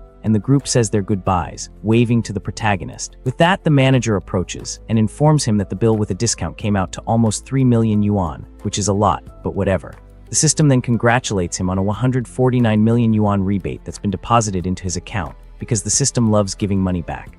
Our young man is shocked, thinking the dinner was totally worth it since he made a huge profit from the feast, because that's the best kind of dining. The woman confirms the payment and says her goodbyes, telling him to call if he needs anything at the hotel. Back in his room, our hero grabs his phone and hops on the streamer's live feed to check out her profile. Watching the stream, he notices the girl has a high attractiveness score, something he hadn't picked up on before because sometimes you miss things. Then the system gifts him 3 million coins, and his account on the platform levels up to 65. He decides to change his username to Dinghai Shenzhen and drops a comment in the pink-haired girl's live chat, because why not? The streamer is in shock seeing such a high-level account on her stream, having never seen anything like it. She welcomes him and explains there's a big guild battle happening that night. The popularity battle kicks off, and the girl faces off against another woman in a donation showdown on the stream. Our protagonist uses his system to analyze the opponent and discovers she has pretty low stats. He's confused by the rival's beauty score and thinks his friend should win this battle easily. The opponent then taunts the girl, saying she got lucky to run into her and that she's going to win with no effort. The girl laments her bad luck, saying she needs to win or she won't be able to make rent for her apartment. The rival then mocks her and tells her to ask her biggest supporter to go easy on her in the competition. With that, the system gives our hero a mission: help the streamer win in exchange for a huge rebate because the system loves missions. The streamer then tries to be alluring and asks if her big supporter has any special requests for her because she's willing to work for it. Our young man blushes, thinking that now things might actually change between them because he's hopeful. She then asks her followers for donations to pay some medical fees and liven up the channel, because that's a common streamer tactic. The girl rolls her eyes at her fans' comments who don't feel like spending money on her stream because fans can be cheap. She quickly changes her tone and praises her viewers, saying that everyone there is super talented because flattery works sometimes. The protagonist then decides to start the fund and resolves to donate 5 weak chickens to her because he's starting small. With a smile, the streamer thanks him for the donation towards the medical fees she asked for, but inside, she's floored, thinking that such a powerful account was being stingy by donating only 1 yuan because expectations are high. The battle continues, and the girl sighs in frustration, seeing her opponent is winning by a landslide because that's demoralizing. Just then, our hero sends 3 super rockets, which are the most expensive gifts on the platform because he's upping the game. The streamer's jaw drops when she receives the gifts since each rocket costs 2,000 because that's serious money. She thanks him profusely, and the scoreboard completely flips, leaving her opponent totally speechless because that's a comeback. The opponent is furious, wondering how such a powerful donor appeared out of nowhere to help her, because that's not fair. The rival thanks the donor and asks him out, leaving the other streamer feeling awkward because that's a power move. Pink-haired girl starts singing a song way off key to cheer up her donor because she's trying her best. Our protagonist watches the whole thing with a smirk and tells her to do whatever she wants on the stream because he's enjoying the show. Meanwhile, her opponent is in tears, begging her top supporter not to lose the battle because she's invested.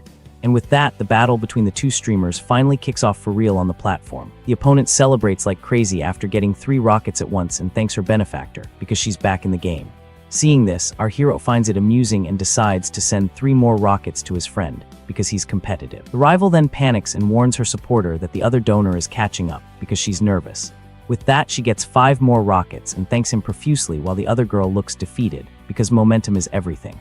Our young guy gets a kick out of the situation and wonders what the pink-haired girl will do now because he's curious. The pink-haired streamer is so confused, she even asks if her stream froze from all the gifts because that's how overwhelmed she is. Suddenly, 20 rockets pop up all at once, leaving her completely stunned by the donation because that's insane. Her opponent just stares at her screen, speechless, wondering if the other girl's benefactor is even still there because that's a lot. The girl is floored when she realizes she got 20 rockets and might have just won the round because that's a game changer. The rival then appears looking all gloomy and humiliated after losing the battle in a landslide, because defeat is bitter. Her stream then surpasses 10,000 viewers, and the girl is blown away by the number of people watching, because that's a milestone. She thanks our young guy profusely and asks what he'd like her to do now on the broadcast, because she's ready to perform. Our hero thinks the beauty filter makes her look weird, so he asks her to turn the effect off, because nothing says mysterious donor like demanding to see someone's real face. This makes the girl nervous, and she says she might scare him off if she shows her real face, because we've all been there, worried our pores will send someone running for the hill. Even so, she decides to turn off the filter, already bracing herself for the nasty comments that are sure to follow, because the internet is a cruel place. When she turns off the effect, everyone is shocked by her real beauty and floods the chat with compliments, because apparently, she's been hiding her superpower behind a digital mask. She's surprised to get fans and praise instead of the hate she was expecting, which is probably the first time the internet has ever been nice to anyone. So she asks the donor for help to win 1 more round so she can keep streaming next month, because rent doesn't pay itself.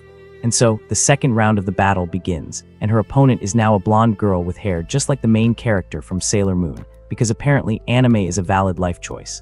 The new rival introduces herself and compliments the other girl's supporter, saying she's super jealous of him, because even streamers get jealous of other people's luck. Next, the blonde tries to flirt with the other girl's benefactor, inviting him over to her own stream, because when you see a whale, you cast your line. The battle then starts, and the pink-haired girl asks her supporter not to let her lose, because she's counting on him. The opponent gets 5 planes and 30 hearts from her donor and thanks him a ton, because that's a decent haul. Our young guy thinks that donation is weak, and decides to send 5 rockets just to mess with the other dude, because he's competitive like that. The pink-haired girl thanks him for the 5 rockets and says our young guy is a true god, because in the streaming world, that's the highest praise. The blonde is totally confused and calls out for her supporter who just vanished into thin air, because nothing kills a streamer's vibe like a disappearing whale. With our young guy's support, the pink-haired girl easily makes it to the event's grand final, because that's what happens when you have a secret weapon. In the finals, she meets Dom, one of the platform's biggest streamers, who greets her like a final boss in a video game. The pink-haired girl is shocked to find out her opponent is one of the site's big 3, because that's like being in the championship match against a pro athlete. She says she doesn't have any talents, so her rival decides to kick things off with a little dance for her supporters, because when you're a top streamer, you perform. The opponent thinks to herself that she's already done her research and knows a mysterious donor has spent almost 800,000 because she's strategic. With that, the woman starts a pretty daring dance to impress the stream's audience. She continues her sultry performance near the microphone to heat things up, because why not go all out? 2 minutes later, the dance is over, and the streamer blows a kiss to the camera, full of confidence because she knows she killed it. Our hero watches and compliments the dance, saying it almost made him want to hop over to the rival's stream, because a good performance is a good performance. Seeing this, the pink-haired girl gets sad and asks if he's going to abandon her now, because she's emotionally invested. The MC smiles and jokes about the rival, calling him bro, saying that if it were a group activity, he might consider it, because he's cheeky like that. Suddenly, a suggestive thought bubble shows the two of them together, and the pink-haired girl looks surprised, because her mind went there. She gets all red and flustered at the group activity idea our young guy suggested, because that's not something you hear every day. The girl in pink thinks she's going to need some help to win, as the chat points out her opponent has already hit 800,000, so she begs our hero to save her, promising to learn any dance he wants to see, because desperation makes you bold. But her opponent receives 9 super rockets, and the streamer gets worried about the situation, because that's a lot. The girl thanks him for the 2 rockets, saying that without them, she wouldn't be able to pay her medical bills, because real life is expensive. Our hero sees the chat making fun of her and thinks the rockets he sent might as well have been birthday candles, and that this girl is a master of sarcasm, because she's quick with a comeback. He then remembers the system gave him millions, and that with his bank account, he can win this battle easily, because money solves everything. Suddenly, the girl in pink's stream seems to freeze with 20 rockets, and she wonders if her screen is bugging out again, because that's happened before. But she realizes it's not frozen. Our boy just sent another 20 super rockets, getting her all hyped up, because that's a game changer.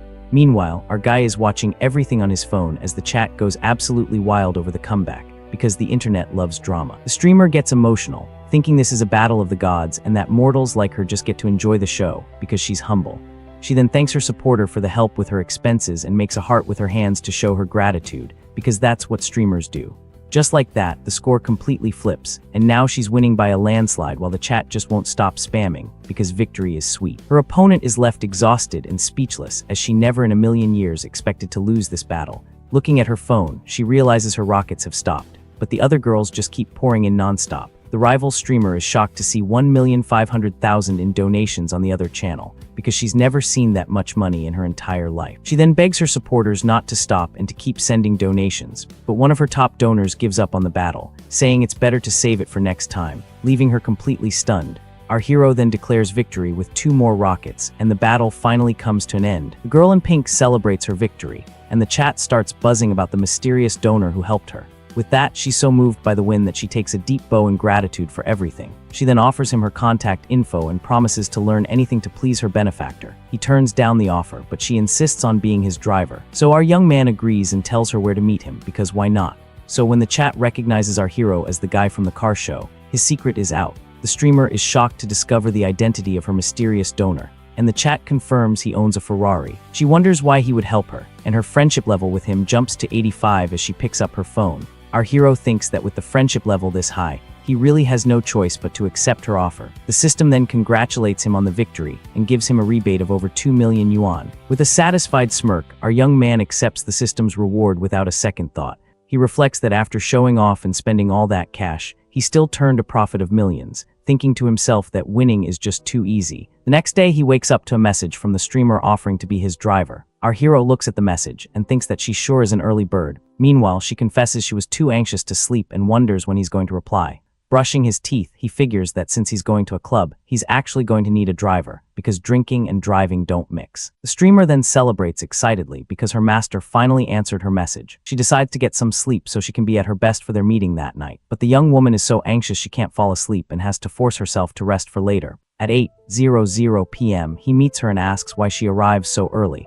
and she replies that it's her duty. She then tells him about the club, and he asks her to take him there to check the place out. Arriving there, two women comment on how handsome our hero is, and that his watch looks expensive. Our MC is the G after all, so it's expected. Inside the venue, a bunch of girls are checking him out, and one of them says she's going to make a move on him. Suddenly, a girl in a bunny costume stumbles and conveniently falls right into his arms. She apologizes and thanks him, and our young man thinks they're being pretty intense, considering he hasn't even made it past the entrance yet. Two other girls watch the scene and plot to take the MC to a private room to have some fun. The streamer watches from a distance as our hero gets surrounded by a crowd of beautiful women. Not knowing what to say, she feels a pang in her chest and decides she can't take this situation for one more second. With that, she pushes her way through the crowd and grabs our hero's hand. Then she announces to everyone that he's already taken, leaving the other girls completely stunned by her bold move. Just like that, the other women walk away disappointed, saying they'll just find another target at the party. He pulls her closer and asks, "Since when am I taken?" leaving the girl totally flustered. She explains that she just saw he couldn't turn them down and wanted to help so he wouldn't get any funny ideas. Our hero thanks her, but says that next time it won't be necessary, and that he was doing just fine on his own. At that moment, a friend of his shows up and asks if he wasn't spooked by the mob at the entrance. His buddy jokes that the first time he came, it wasn't this wild and asks who the lovely lady with him is. He introduces her as his driver, and the friend says there's no problem with her joining the party.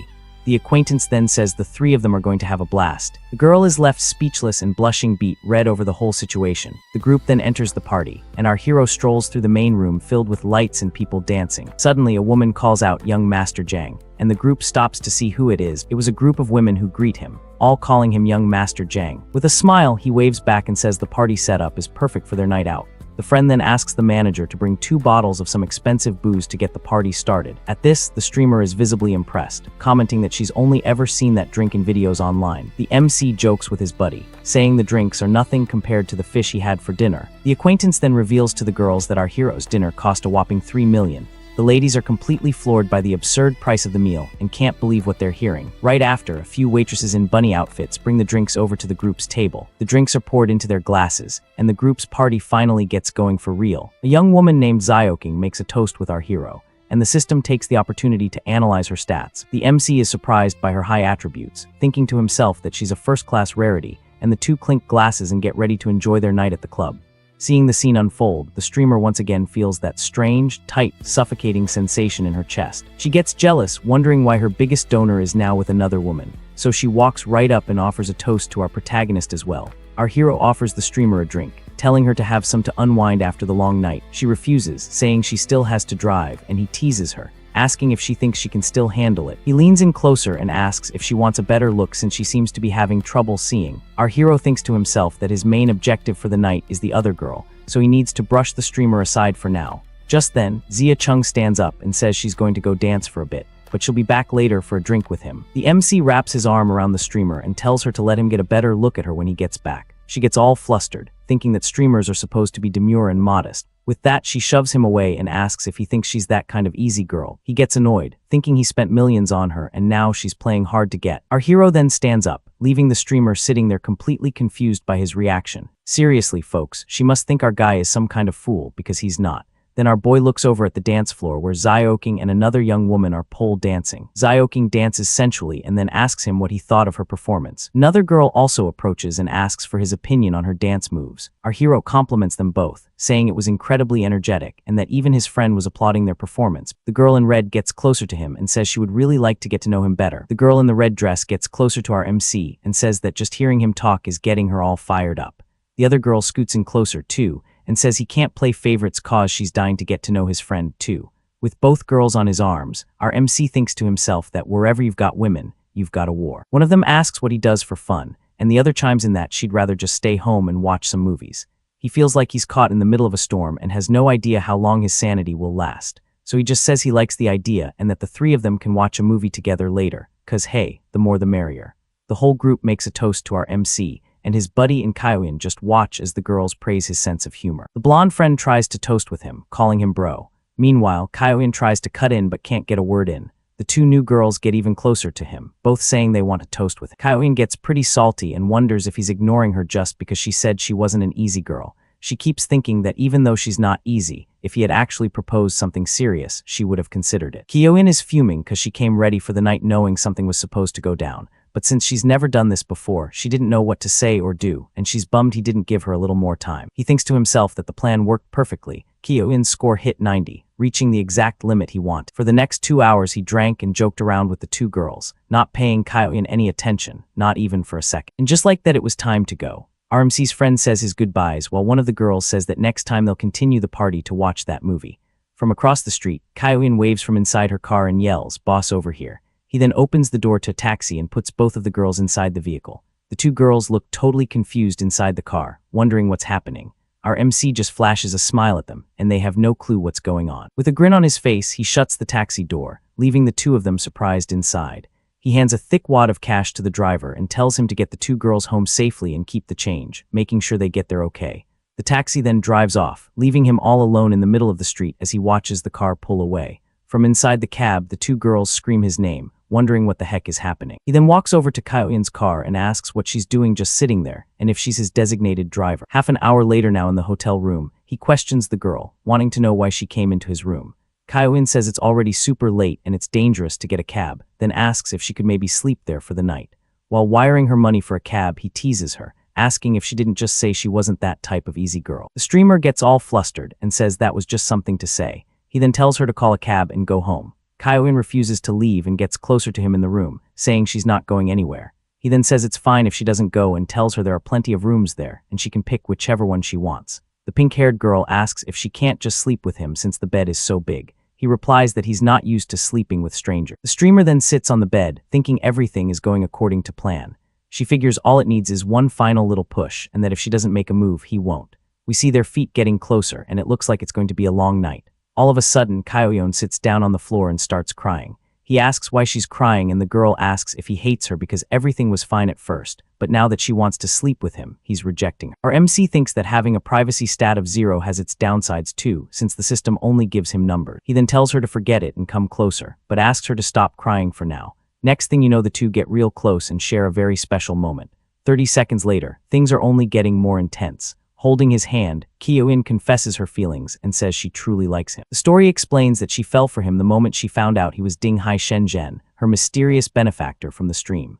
She wonders what girl doesn't dream of a Prince Charming showing up to rescue her at her lowest point. With tears in her eyes, the streamer confesses her feelings once more. RMC then pulls her into a tight hug. He then picks her up in his arms and says he gets it, and that he won't kick her out, telling the girl to stay there for the night. The streamer lies down on the bed, looking ready for whatever comes next. Then RMC gets closer to her and the two start sharing all their love. And just like that, the two lovebirds spend an intense night together, complete with little angels and everything to celebrate the moment. The next day at an office, we see Soon walk into a room calling for manager Yu. Yu, sitting at her desk, recognizes her and asks what she's doing there. Right then, Soon asks if the manager knows our hero, and Yu confirms she met him on a trip. Yu then explains that she's getting ready to sign a contract with him, and that Soo-yoon shouldn't be in a rush. Soo-yoon is floored by this revelation, and asks if the manager is really going to quit her job. Yu confirms she's heading over to our hero's company, and that Soo-yoon will be the agency's very first artist. Hearing this, Soon questions if she really trusts him since our hero's company is brand new to the scene. Yu says she trusts our main character 100%. Soon is still confused, wondering to herself why the manager trusts the MC so much. Suddenly, an employee bursts in and announces that the front desk called about a surprise waiting downstairs. Yu immediately tells him to turn down whatever it is, saying she doesn't want to accept flowers or gifts from anyone. But the guy explains that the gift is a car and it's already been fully paid for, so they can't really refuse it. Both women are stunned by the news, and Soo-in suggests they go down and check it out. Arriving downstairs, they're greeted by a celebration with confetti flying everywhere. A saleswoman then asks you to step forward to unveil the special gift that's waiting for her. The saleswoman then reveals the present, a luxury pink sports car. Soon is blown away by the car and says Yu is incredibly lucky to get such an amazing gift. At that moment, the employees start gossiping about the manager's new boyfriend and the 10 million yuan car. The saleswoman hands the keys to the new car over to the manager, who smiles completely satisfied. She asks who sent the gift, and the woman reveals it was our hero trying to win her over. Yu gets emotional, thinking that no man has ever treated her this well, and her affection level jumps to 99. Back with our MC, the system notifies him of her affection level and gives him a special reward package. The screen shows a reimbursement card with a limit of up to 500 million and another very interesting item. Our hero then imagines that with this new item, he could have a good time with several girls at once. He thinks the item is great, but he has to use it carefully since the outcome depends on their satisfaction. Then the system gives him another reward, an investment firm for him to manage. He looks over the requirements, an initial investment of 10 million and a minimum return of 10% per year, which is doable. With a smile, he decides to invest 500 million to get the new company started. The system confirms everything, and just then the streamer Kyoyin appears, asking if she woke him up. Our MC gives her a hug and thinks about testing the new card he got from the system on her right then and there. He then decides against using the card for now, saying it's better if they just chill for a bit first. An hour later, they're having breakfast, and the girl asks him to stop making donations on her stream. She explains that the platform takes a 70% cut, and that he's spent way too much on her. Our hero then asks if she'd prefer he just send the money directly to her. The girl is so surprised by his response that she does a full-on spit take all over the table. Embarrassed, she says he spent 2.5 million and that she feels bad about him spending so much.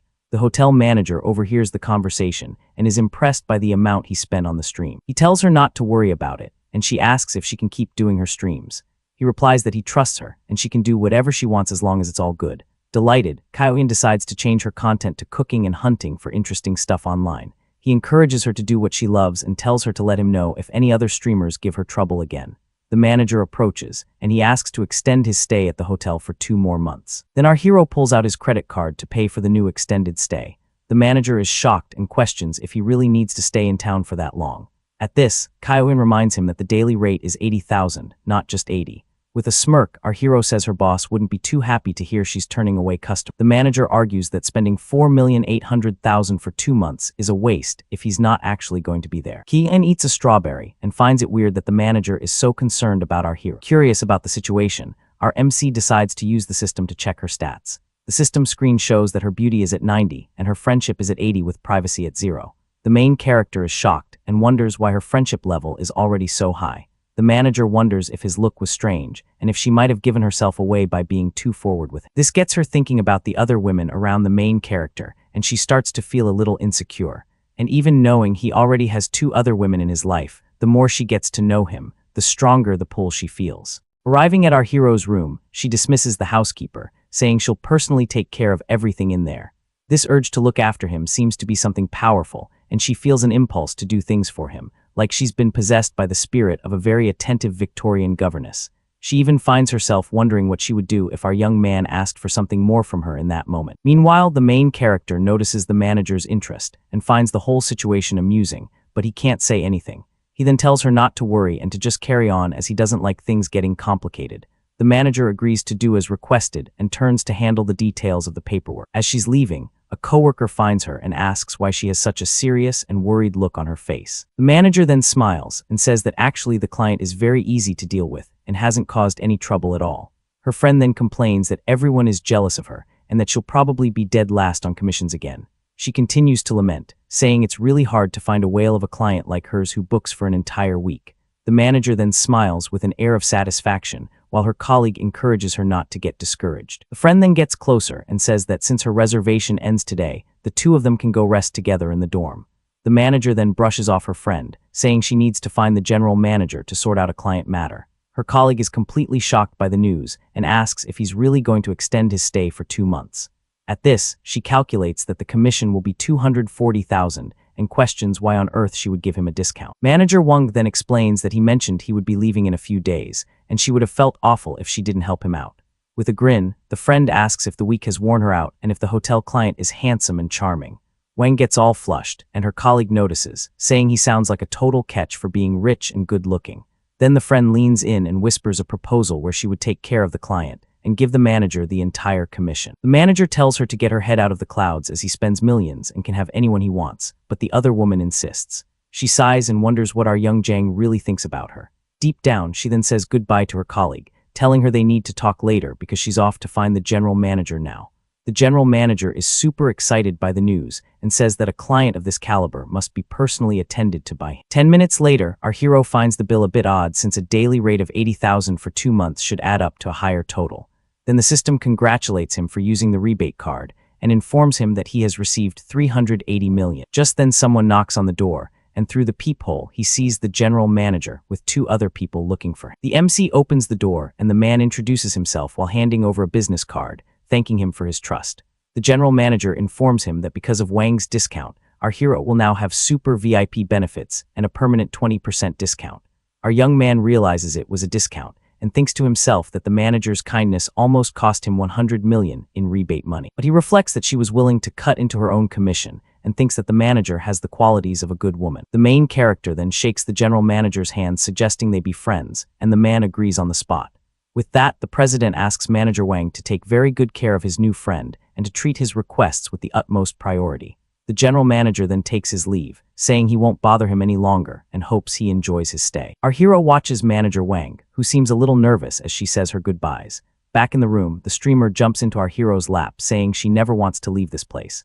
Our young man then says he has things to do, but if she wants she can stay there by herself without him. She then complains that her friends invited her out and she canceled all her plans just to be with him. He then comforts her, saying he'll come find her as soon as he's free, and she seems to agree. 1 hour later, our hero is leaving and runs into Yu, who is waiting outside, waving at him. She then moves closer to thank him and gives him a very affectionate kiss on the cheek. Suddenly, a man appears pointing and shouting at her, calling her a pretty offensive name. The man then threatens her, saying she'd better marry him or he'll throw himself into the river right in front of her. The main character asks Yu if she hadn't already sorted this situation out with her crazy ex-fiancé. She explains that the guy won't stop stalking her and even shows up at her office, but she didn't want to bother the MC with it. The ex-fiancé then gets angry and accuses the two of being a cheating couple, meeting up behind his back. Yu asks our hero not to pay attention to his nonsense and for them to just leave. The ex-fiancé then completely loses it, threatening to tell everyone everything and jump into the river, blaming them for what happens to him. With that, he lunges forward and grabs Yu by the arm, leaving her completely terrified by his actions. Seeing this, the main character steps in front of them and tells the aggressor to back off immediately, protecting Yu. Seeing his rival's audacity, our hero grabs him by the collar and asks if he's finally looking to get his butt kicked right then and there. He then calls over the security guards and with a smirk offers 5 million to each of them if they help him with his little payback scheme. Our protagonist explains that they should pretend the rival tried to jump into the river and then rescue him very, very slowly on purpose. The classmate starts to panic and asks if Jiang Chen is trying to hire hitmen in broad daylight. Totally lost, the security guards get confused and ask if our guy is joking around with such a crazy offer. Jiang Cheng says he can pay up front and promises to get them the best lawyers if any of them end up in the slammer. The guards are tempted by the cash and figure that earning 10 million for a little jail time is a heck of a deal. The rival gets desperate and tries to warn them, saying that taking someone out is a super serious and unforgivable crime. The guy tries to back away in fear, but the guards yell at him to just jump in the river already so they can get the job over with. He then confronts our hero, betting he doesn't have the guts to do anything, but Jiang Cheng just smirks at him with contempt. Our guy then offers 100,000 on the spot and tells them to rough the dude up until he's out cold on the ground. One of the guards pulls out his phone and is shocked to see that the promised money actually hit his bank account. With the money in hand, the security guards go after the rival, who doesn't even stand a chance against the thrashing that's coming his way. So the guards surround the guy and start laying into him, while our protagonist watches the whole show from a front row seat. Just then the stunning Yuxi shows up and asks Jiang Cheng to just let it go, saying it's not worth starting a fight. Our hero tells her not to worry because he's going to settle things once and for all. 5 minutes later, the guards thank him and offer their services for any future jobs. Jiang Chen tells Yushi that he's going to take care of that Zhang Yu guy, and she agrees with him. At that moment, the system detects our guy's emotion and rewards him with a private security company. He's thrilled because with a professional team, dealing with idiots won't be a problem anymore. So our guy, all excited, asks the young woman to go check out some locations for their new company. The woman is surprised and asks if he really has the energy for that after all the chaos, but he replies that he's not going to let some nobody mess up his plans, and the two head out. Soon after, they arrive at a huge, imposing building, the World Financial Center. Once in the office, he says the place is perfect for launching the entertainment company. She agrees, saying that with a few changes, they can start operating right away. With a mischievous grin, our protagonist invites the blonde to sit with him for a bit, The young woman then goes to the window and closes the blinds, making the atmosphere much more intimate. After that, she approaches him in a very provocative way and kneels in front of him, and the two of them enjoy the moment alone in the new office, getting much, much closer. Our hero plays dumb and asks what she's doing since he only invited her to sit for a bit. The girl then calls him a goofball and says if he keeps up the act, she's not going to talk to him anymore. She turns the tables and asks if he'd prefer her to sit on top of him to solve the situation. Our protagonist, with a smile on his face, replies that she can do whatever makes her happiest in that moment. With that, things heat up even more. He pulls her closer, intensifying the moment between them. The blonde seems to be really enjoying the situation, savoring every second of that special moment. He returns to his villa and the manager greets him, asking if he'd like dinner or a bath. The woman seems to have other plans in mind. Jiang Chen decides to have dinner first and passes on the bath for now, leaving the manager a bit surprised by his choice. The young woman is a little disappointed as she had prepared some new tricks to make her service even better than last time. With no other choice, the manager serves dinner to our protagonist, who enjoys his meal peacefully. He then teases her, saying that today just wasn't her day to be so proactive, but that there's always a next time. The next day at a car event, he runs into his friend from the auction who greets him, surprised to see him there. Just then, another guy arrives with a stunning woman and greets the group who were chatting away. The blonde friend is stunned by the woman's beauty, commenting that her figure and body are like a movie star's. Our protagonist recognizes the woman as Zhou Ying and notices that she seems really sad to be there at the event. Suddenly, a creepy guy starts taking pictures of her from a low angle, and the woman gets super uncomfortable with the situation. The jerk even mocks her, saying that if she dresses like that, he can take whatever pictures he wants and there's nothing she can do about it. Our guy gets furious seeing this and the man's complete lack of respect for his childhood friend. So without a second thought, Jiang Chang charges the guy and lands a solid kick on him, sending his phone flying. In the middle of the negotiation, some guy stumbles in front of the car and hits the ground, yelling that his shot was ruined. With a smirk, Jiang Chang says the guy just slipped and offers to pay for his broken phone. But the aggressor ignores the offer and gets up furious, preparing to attack our hero right then and there. The man then lunges forward and tries to land a punch right in our protagonist's face without a second thought. Our boy smiles because according to the law, he now has the right to defend himself from the assault. He dodges the attack and lands a clean shot right on the other guy's chin, who never even saw it coming. The rival drops to the ground, completely knocked out, and our protagonist stands there victoriously over him. Jiang Chang then turns to the manager and asks him to call the police and save the security camera footage. The manager obeys and runs desperately to the phone, asking them to call security and the police. Our guy's new friends praise him for the punch, and he says the incident has scarred his view of the city. One of the buddies then comments that they're decent people and don't share the guy's weird kinks. Just then, the model approaches and asks if Jiang Chang is okay, and he says the important thing is that she's safe. His friends then comment that it's no wonder he got so mad since the whole thing was over her. Our hero then explains that the young woman is his old schoolmate and her name is Zhou Ying. He then introduces his friends, Wang Jiang and Chen Hao, to the girl who greets them. The girl then asks if he's there to look at cars again that day. Our guy says he's going to buy a gift for his dad and asks her out for later. With that, she accepts the invitation and says she'll call after work, so he decides to look around.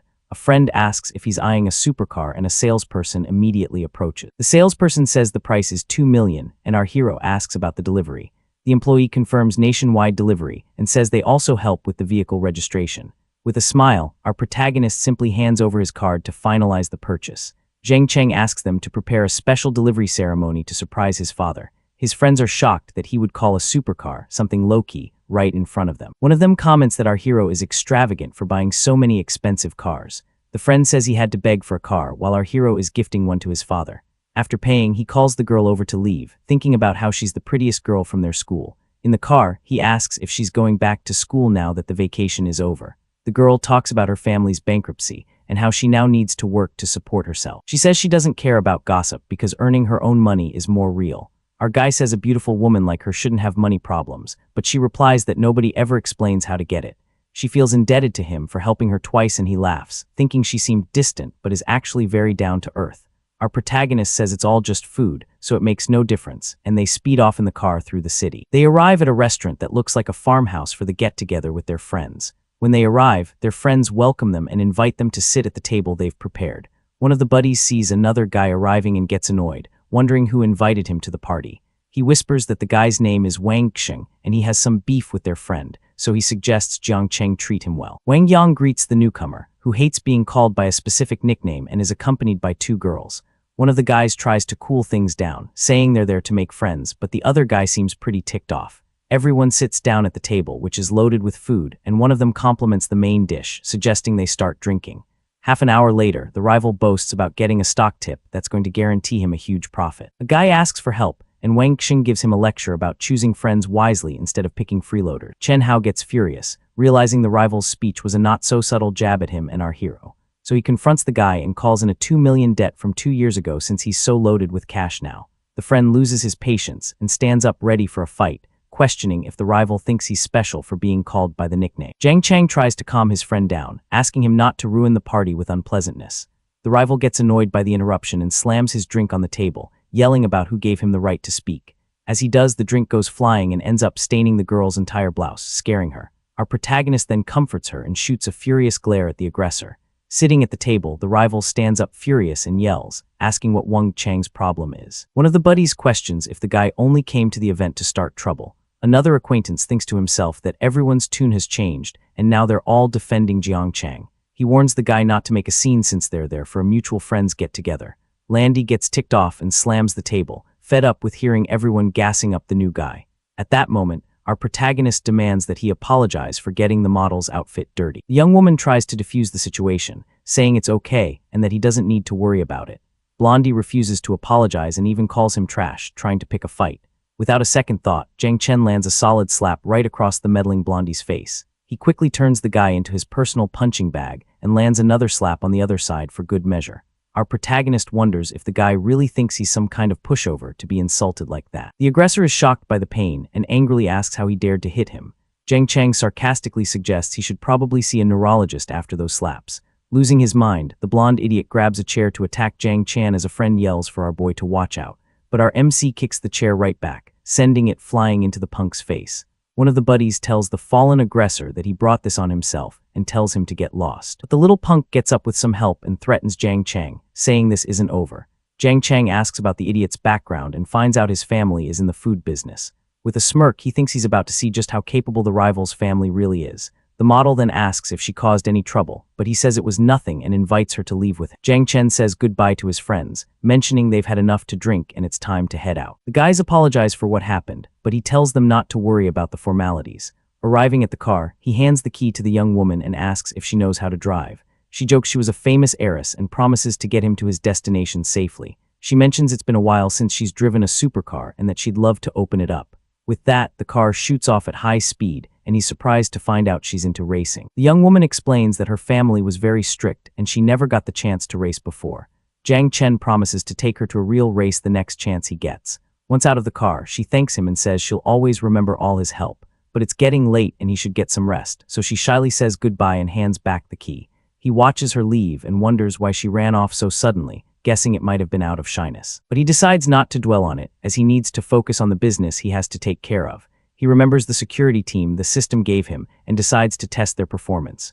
Just then, he stumbles upon a bizarre news story online about pickled cabbage that smells like stinky feet. Lying in bed, our protagonist discovers that the food safety problems of Wang Xing's family have gone viral. A moment later, one of his friends calls to tell him that the rival's family's nasty products have been exposed. Jiang Chen confirms he's aware, adding that even their rotten raw materials were revealed. With suppliers pulling the products, the company's reputation was completely trashed. The friend remembers what our hero said the day before, recalling the words, "I'm going to see what that blonde idiot's family is really made of." Our boy comments shocked that the Wang family is going to take a massive loss because of this.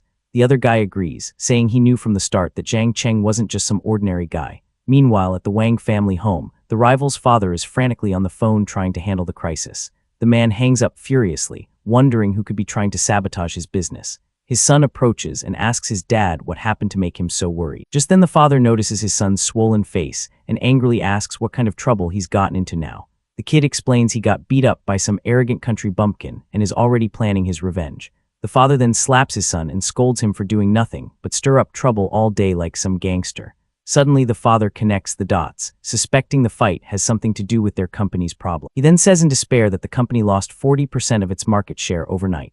Meanwhile, the rival's dad is absolutely losing it at his son, screaming at the guy to fix this mess or he's divorcing his mom.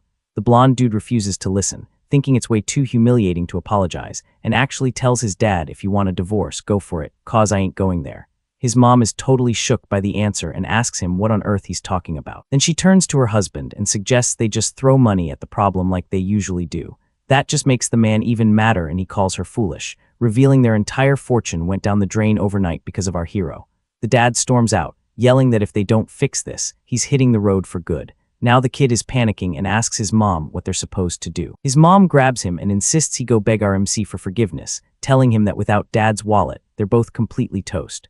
Meanwhile, Jiang Chen is having breakfast while listening to a report. Wang Jian lets him know the Wang family has already lost 100 million in assets. Right after, the butler steps up and asks if he enjoyed his coffee. Our main guy smiles and compliments the meal, but then asks if she was the one who changed his clothes. Later on, Wang Yun watches the MC arrive with the actress soon, and she thinks she needs to step up her game to get his attention.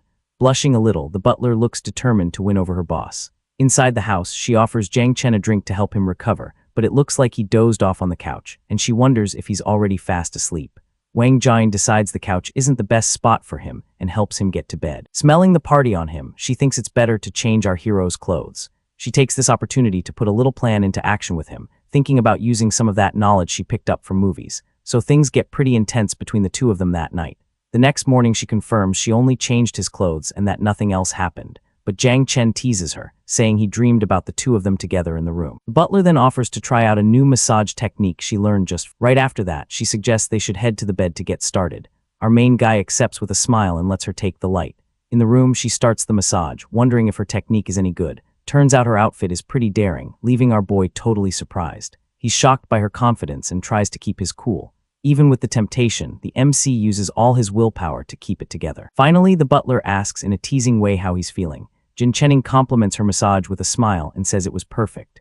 With that, the butler says she's going to switch positions to continue the service. She then adjusts herself on the bed in a way that's definitely sending our hero some signals. The girl looks a little shy about it, but she sticks to her bold game plan anyway. So he comments that the scene looks a whole lot like that dream he had earlier. From there, Wang Yo asks if he's down to go all the way with her. RMC answers with a yes, saying he's ready to do whatever she wants right now. That leads to them kissing intensely, and she playfully calls him a little naughty. The temperature rises in the room, and the butler seems to be really enjoying the situation, probably thinking her movie-inspired plan is working better than she ever imagined. Elsewhere, the auction rival rolls up to a hotel with a lady friend, thinking there's no way he'd ever apologize to a redneck like our main guy. However, when it's time to pay, the guy's credit card gets declined by the machine. The receptionist gives him an apologetic look and says the payment didn't go through.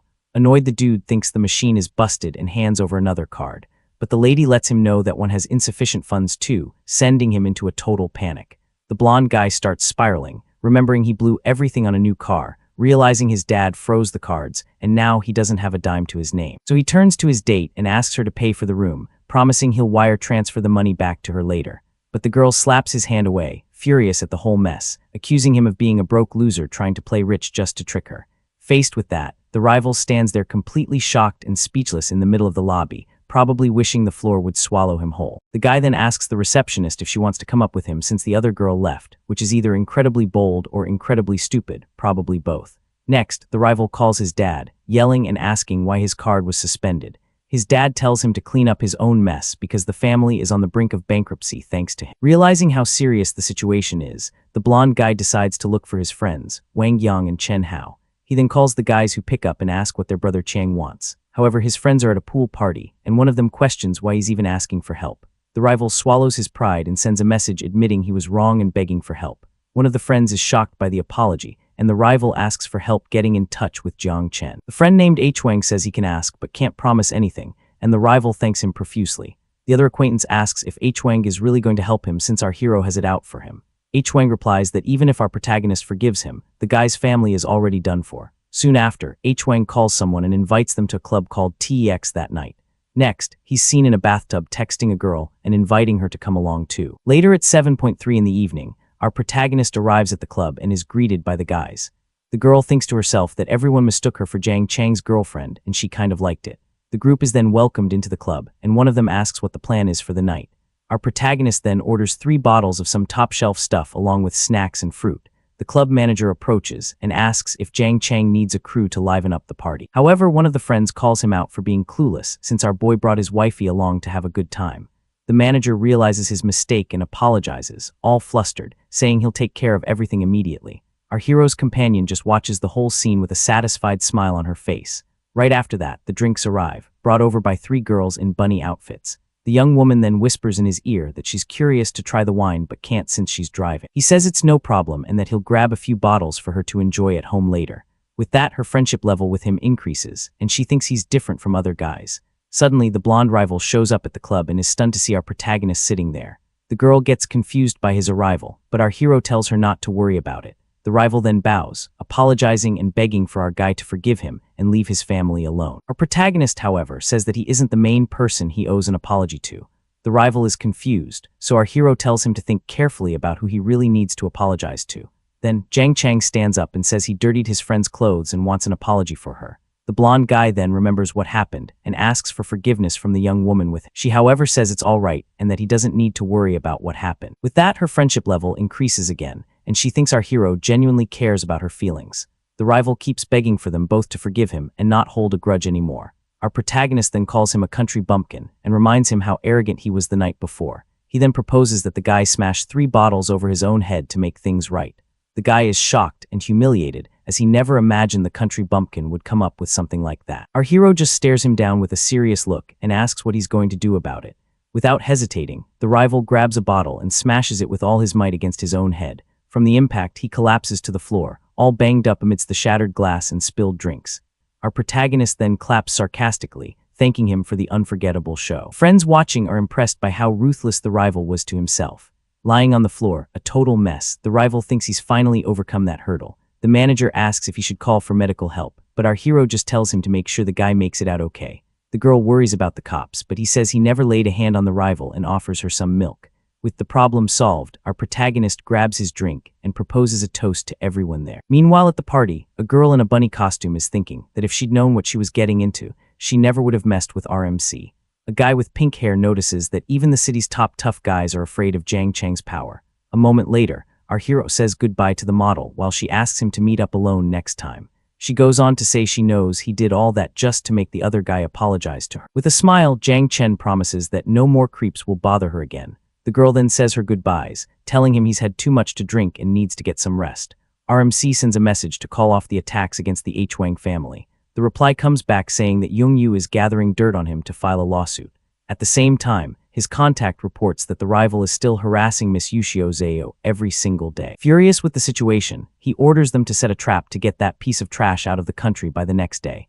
Arriving at his room, manager Wang welcomes our MC in a very suggestive way. He pulls her into a tight hug and asks why she's being so formal with it. The girl gets flustered, saying someone might see them, but he reminds her of what she said earlier. He keeps holding her and suggests they get inside quickly so no one spots them from the outside. Once inside the room, Jang Chen suggests that this time they could have some fun on the couch. We see Jang Yu at a bar with a friend ordering a drink called the Blue Demon. That's when he notices that 9 out of 10 guys there are looking for another guy at that bar. Just then, a voice message from his friend reveals that his partner left him for another dude. Faced with this news, the bartender arrives with the drink the guy with the glasses had ordered. At this point, Young Yu approaches him and offers to buy him a drink to soothe the guy's broken heart. With a sad look, the man in glasses wonders how someone like him could ever find true love. Young Yu then assures him that love does exist and introduces himself to the heartbroken guy. In response, the man introduces himself as Lai Min-hing and offers to listen to his new acquaintance's problem. The guy then vents for 1.5 hours, and Jang Yu comforts him throughout the entire conversation. Grateful, Lai Min-heng says he has to go because he has a flight to catch, and the other asks where to. He explains he's going to Thailand on a trip he was supposed to take with his ex as a final farewell. With that, Lee Min-heng says his goodbyes and leaves, leaving Jang Yu alone at the bar thinking. Without wasting a second, he pulls out his phone and buys a ticket for the same flight to Thailand. He then plans for a chance encounter on the plane to get closer to the heartbroken guy. The next day at the airport, our MC Jang Chang is walking through the terminal sporting a different look. A moment later, a man in a suit introduces himself as Wang Shen, and the system shows his absolute loyalty to our hero. Jang Chang asks where Young Yu is, and his new henchman says the guy is already at the hotel waiting for him. Arriving on site, our MC is greeted by his security team who have already set everything up. Inside the room, we see Jang Yu tied up and passed out, while Jang Chen orders his team to wake him up. Without a second thought, one of the guards throws a bucket of cold water in the guy's face to snap him out of it. The rival wakes up soaking wet, and with a sly grin comments that he's into this kind of rough play. At this, our MC questions him about why he's still obsessed with Yushio. Upon seeing our hero, the guy is shocked and asks what he's doing there and what he wants with it. Losing his patience, our MC kicks the chair hard, knocking his rival to the floor without a shred of mercy. He then steps on his fallen rival and reminds him that the next time they met, he would shut him up for good. Desperate, the guy begs him not to do anything reckless because taking someone's life is against the law. With a cruel smile, Jang Chang says that in Thailand, people accidentally overdose every single day. The rival panics and swears he'll never bother Yushio or anyone else again, begging for his life. With that, our hero orders Wang Sheng to take all the guy's money, his phone, and his documents, leaving him with absolutely nothing. He challenges him to get back from Thailand with nothing, and if he manages it, he'll consider it fate and leave him alone. And so the rival is left in nothing but his underwear, shivering from the cold, while a girl records the whole thing on her phone. Walking away from there, our MC remembers he still hasn't signed for the stocks he got from the system and decides to head to Henshin Co. to take care of it. Right after that, a guy walks up to Jang Chang and introduces himself as Mario, a total big-shot shareholder from the Henshin company. Our main man shakes his hand, and this new acquaintance invites him to his office so they can talk business properly. Once they're inside, Mario hands over the contract, and the system does its thing, analyzing the guy and showing his friendship status with our MC. Since they have a total ride-or-die bond according to the system, Jang Chang doesn't sweat it and signs the papers for his 20% stake. After the business is done, Mario invites him to check out the local nightlife, but our guy turns him down, saying he's already got other plans for later. So Mario says his goodbyes and tells the kid to give him a buzz if he ever needs anything down the road. Back in the car, our MC tells the driver to take him for a spin around the city so he can get a feel for the place. They end up at a night market, and Jang Chang starts diving into the local street food scene. While he's enjoying his snacks, he hears a little girl crying for her mom and notices she's in a tight spot because of some shady-looking character. He doesn't waste a second and orders his bodyguard, Wang Sheng, to go save the little girl immediately. Without hesitating, his bodyguard charges at the guy and takes him down with a perfectly aimed kick to protect the kid. The bodyguard keeps the troublemaker pinned to the ground while the little girl watches the whole thing, looking completely spooked by the chaos. Our guy walks over to the kid, asks for her name, and tries to find out where her parents are at that moment. The little girl named Annie thanks him and says she ran away from her mom because she really wanted some raw marinated octopus, but her mom said no. Because of that, he asks if she remembers her mom's phone number so they can get in touch with her. Our MC pulls out his phone, and the little girl taps in the number so he can give her mom a call. A moment later, Annie's mom shows up and gives the girl a piece of her mind for running off, which makes the little one start crying and saying she's sorry. Seeing her daughter in tears, the woman softens up and comforts her, saying she's not going to get in trouble and telling her to stop the waterworks. The mom introduces herself as Anjin and thanks him for the help, but our MC warns her that she needs to keep a closer eye on things. And Anjin agrees and thanks him for the wake-up call, saying she'll be way more careful from now on. Then little Annie steps up and begs Jang Chang not to blame her mom, saying it was all her fault for being a brat and not listening. Our guy just smiles at the girl and tells her to listen to her mom and not throw any more tantrums in the future. Seeing how things played out, the mom offers him a ride home and invites him to dinner as a way to say thanks. Jen Cheng turns down the offer, saying he's pretty busy, but she insists and asks where he's from. She's thrilled to find out he's also from Chengdu and asks for his contact info while the system pulls up all her details. They swap numbers and say their goodbyes with little Annie waving goodbye to our MC. As they're walking away, and Jin's bodyguard asks if he should dig into Jang Chang's background, but she shuts it down immediately. She explains that it's better not to go snooping behind people's backs, especially since he clearly isn't just some average Joe. The next night our guy gets home and his parents greet him, asking about all the stuff he bought. Jang Chang hands over a pricey watch to his dad, who calls him a smart aleck for flexing his money like that. Right after Jang Chang gives his mom a luxury handbag, and she's absolutely over the moon with the gift. She praises her son's great taste, saying the bag is gorgeous and way better than any of the stuff his father ever buys. The dad tries to take some credit, saying the kid got his good taste from him, and then asks how much the watch actually cost. Our guy tells a little white lie, saying it was 100,000 because his dad would probably flip his lid if he knew the actual price. His mom tries to play matchmaker and set him up on a date, but Jang Chen turns her down and says he's heading back out to the city. His parents watch him leave, feeling all proud about how much he's matured and how fast he's grown up. The mom, however, gives the dad a hard time for his lame comment that totally ruined the vibe of the moment. Once he's out on the street, our MC sees a huge crowd gathered around a seriously beautiful girl. He hears the name Zhou Ying and stops to look, wondering if she's actually who he thinks she is. A guy named Wang Yuan is down on one knee, pouring his heart out to Zhou Ying right in front of everyone. The people standing around are buzzing about the expensive necklace and how romantic the proposal is, mostly because of the price tag. Zhou Ying shuts him down and tells him to quit it, but the guy won't take no for an answer and pulls out a diamond ring. The girl gets ticked off by his persistence and threatens to walk away if he doesn't stop making a scene. Because of that, the guy snaps his fingers and calls in some backup for his crazy plan. Suddenly, a bunch of people show up with signs and flowers, putting pressure on the girl to just say yes. Seeing the drama unfold, the system triggers a special mission for Jiang Chang with two choices: be a spectator and earn some fruit. Jiang Chang chose option 2, and the system is practically begging him to spend money with a spending multiplier card. But instead of pulling out his wallet first, our boy does something nobody expects. He walks over and starts picking wildflowers from a nearby planter like a budget florist with zero overhead. Meanwhile, Wang Yan is still down on one knee with his expensive bouquet and ring, completely unaware that someone is about to make him look like a fool. Keep your eyes on this moment because the next few panels are about to be genuinely historic. Jiang Chang walks straight up to Zhao Ying with a single wild flower and says, "Hey, beautiful. If you're not into roses, maybe these are more your style." The crowd goes absolutely ballistic. People are screaming that someone is trying to steal the girl, while others are roasting his wilted weeds compared to Wang Yan's expensive bouquet. The disrespect is immeasurable, and the audacity is off the charts. Wang Yan starts clowning on him immediately, waving that ring around saying, "Buddy, picking up girls costs money. You can't even afford a bouquet and you're trying to play interceptor." Even the bystanders are piling on, saying one guy has a luxury car and money, while the other is being a cheapskate with roadside garbage. Everybody in this crowd has already written Jiang Chang off, which is exactly where you want them before the reversal hits. Wang Yan doubles down and tells Zhao Ying to just give in already. Stop resisting. He'll take her to buy a diamond ring right now. This man genuinely thinks persistence and pressure are the same thing as attraction. But Zhao Ying takes Jiang Chang's little wildflower, smiles and says she actually likes these. And in that one moment, every single yuan Wang Yan spent becomes absolutely worthless. A free flower just beat a designer necklace. This might be the most satisfying rejection in the entire series. Wang Yan has literal question marks floating over his head. The crowd is losing their minds because this girl just picked wildflowers over luxury. Someone in the back says she must be a masochist for choosing to cry on a bicycle instead of laugh in a supercar. And the chemistry between these two right now is nuclear. Jiang Chang casually mentions he handpicked the colors just for her, and Zhao Ying is melting, saying she truly loves them. This man weaponized a roadside daisy, and it's working better than a diamond ring. Wang Yan tries to give her one more chance, insisting she must have been lying, but Zhao Ying shuts him down cold, saying she doesn't need him to give her anything. The entitlement in thinking you're the one granting chances when you're clearly losing is genuinely delusional. Jiang Chang puts a hand on Wang Yan's shoulder and delivers the most condescending advice possible. "She's told you plenty of times. Take the hint. Be a man about it. There are plenty of fish in the sea."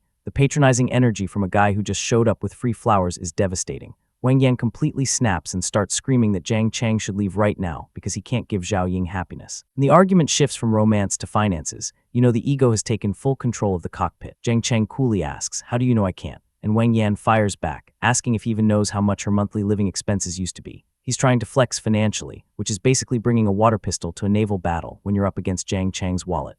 Wang Yan pushes his hair back and brags about covering $50,000 a month in pocket money. He even throws in that her family is struggling now, as if publicly exposing someone's financial hardship is a romantic strategy. And then he keeps going. Can you drive her in a luxury car? Can you buy her necklaces? Can you buy her 99 roses? He's literally running through a shopping list like love is an Amazon checkout. Someone should tell him feelings aren't a subscription service. But instead of responding to Wang Yan, Jiang Chang turns to Zhao Ying and asks if she likes those things. She gives possibly the smoothest answer in this manhwa so far. She says she does, but it depends on who's giving them. And when Jiang Chang asks what if he was the one giving them, she turns around looking absolutely unreal and says, then of course she'd like them. Wang Yan is losing it now. He accuses Jiang Chang of living in an idle drama, then straight up offers him 100,000 to walk away. This man really just tried to buy off the guy. Has more money than some small countries. Jiang Chang just smirks, and Wang Yan gets even angrier, asking if he's been watching too many short dramas and demanding to know if he even understands how much his car costs.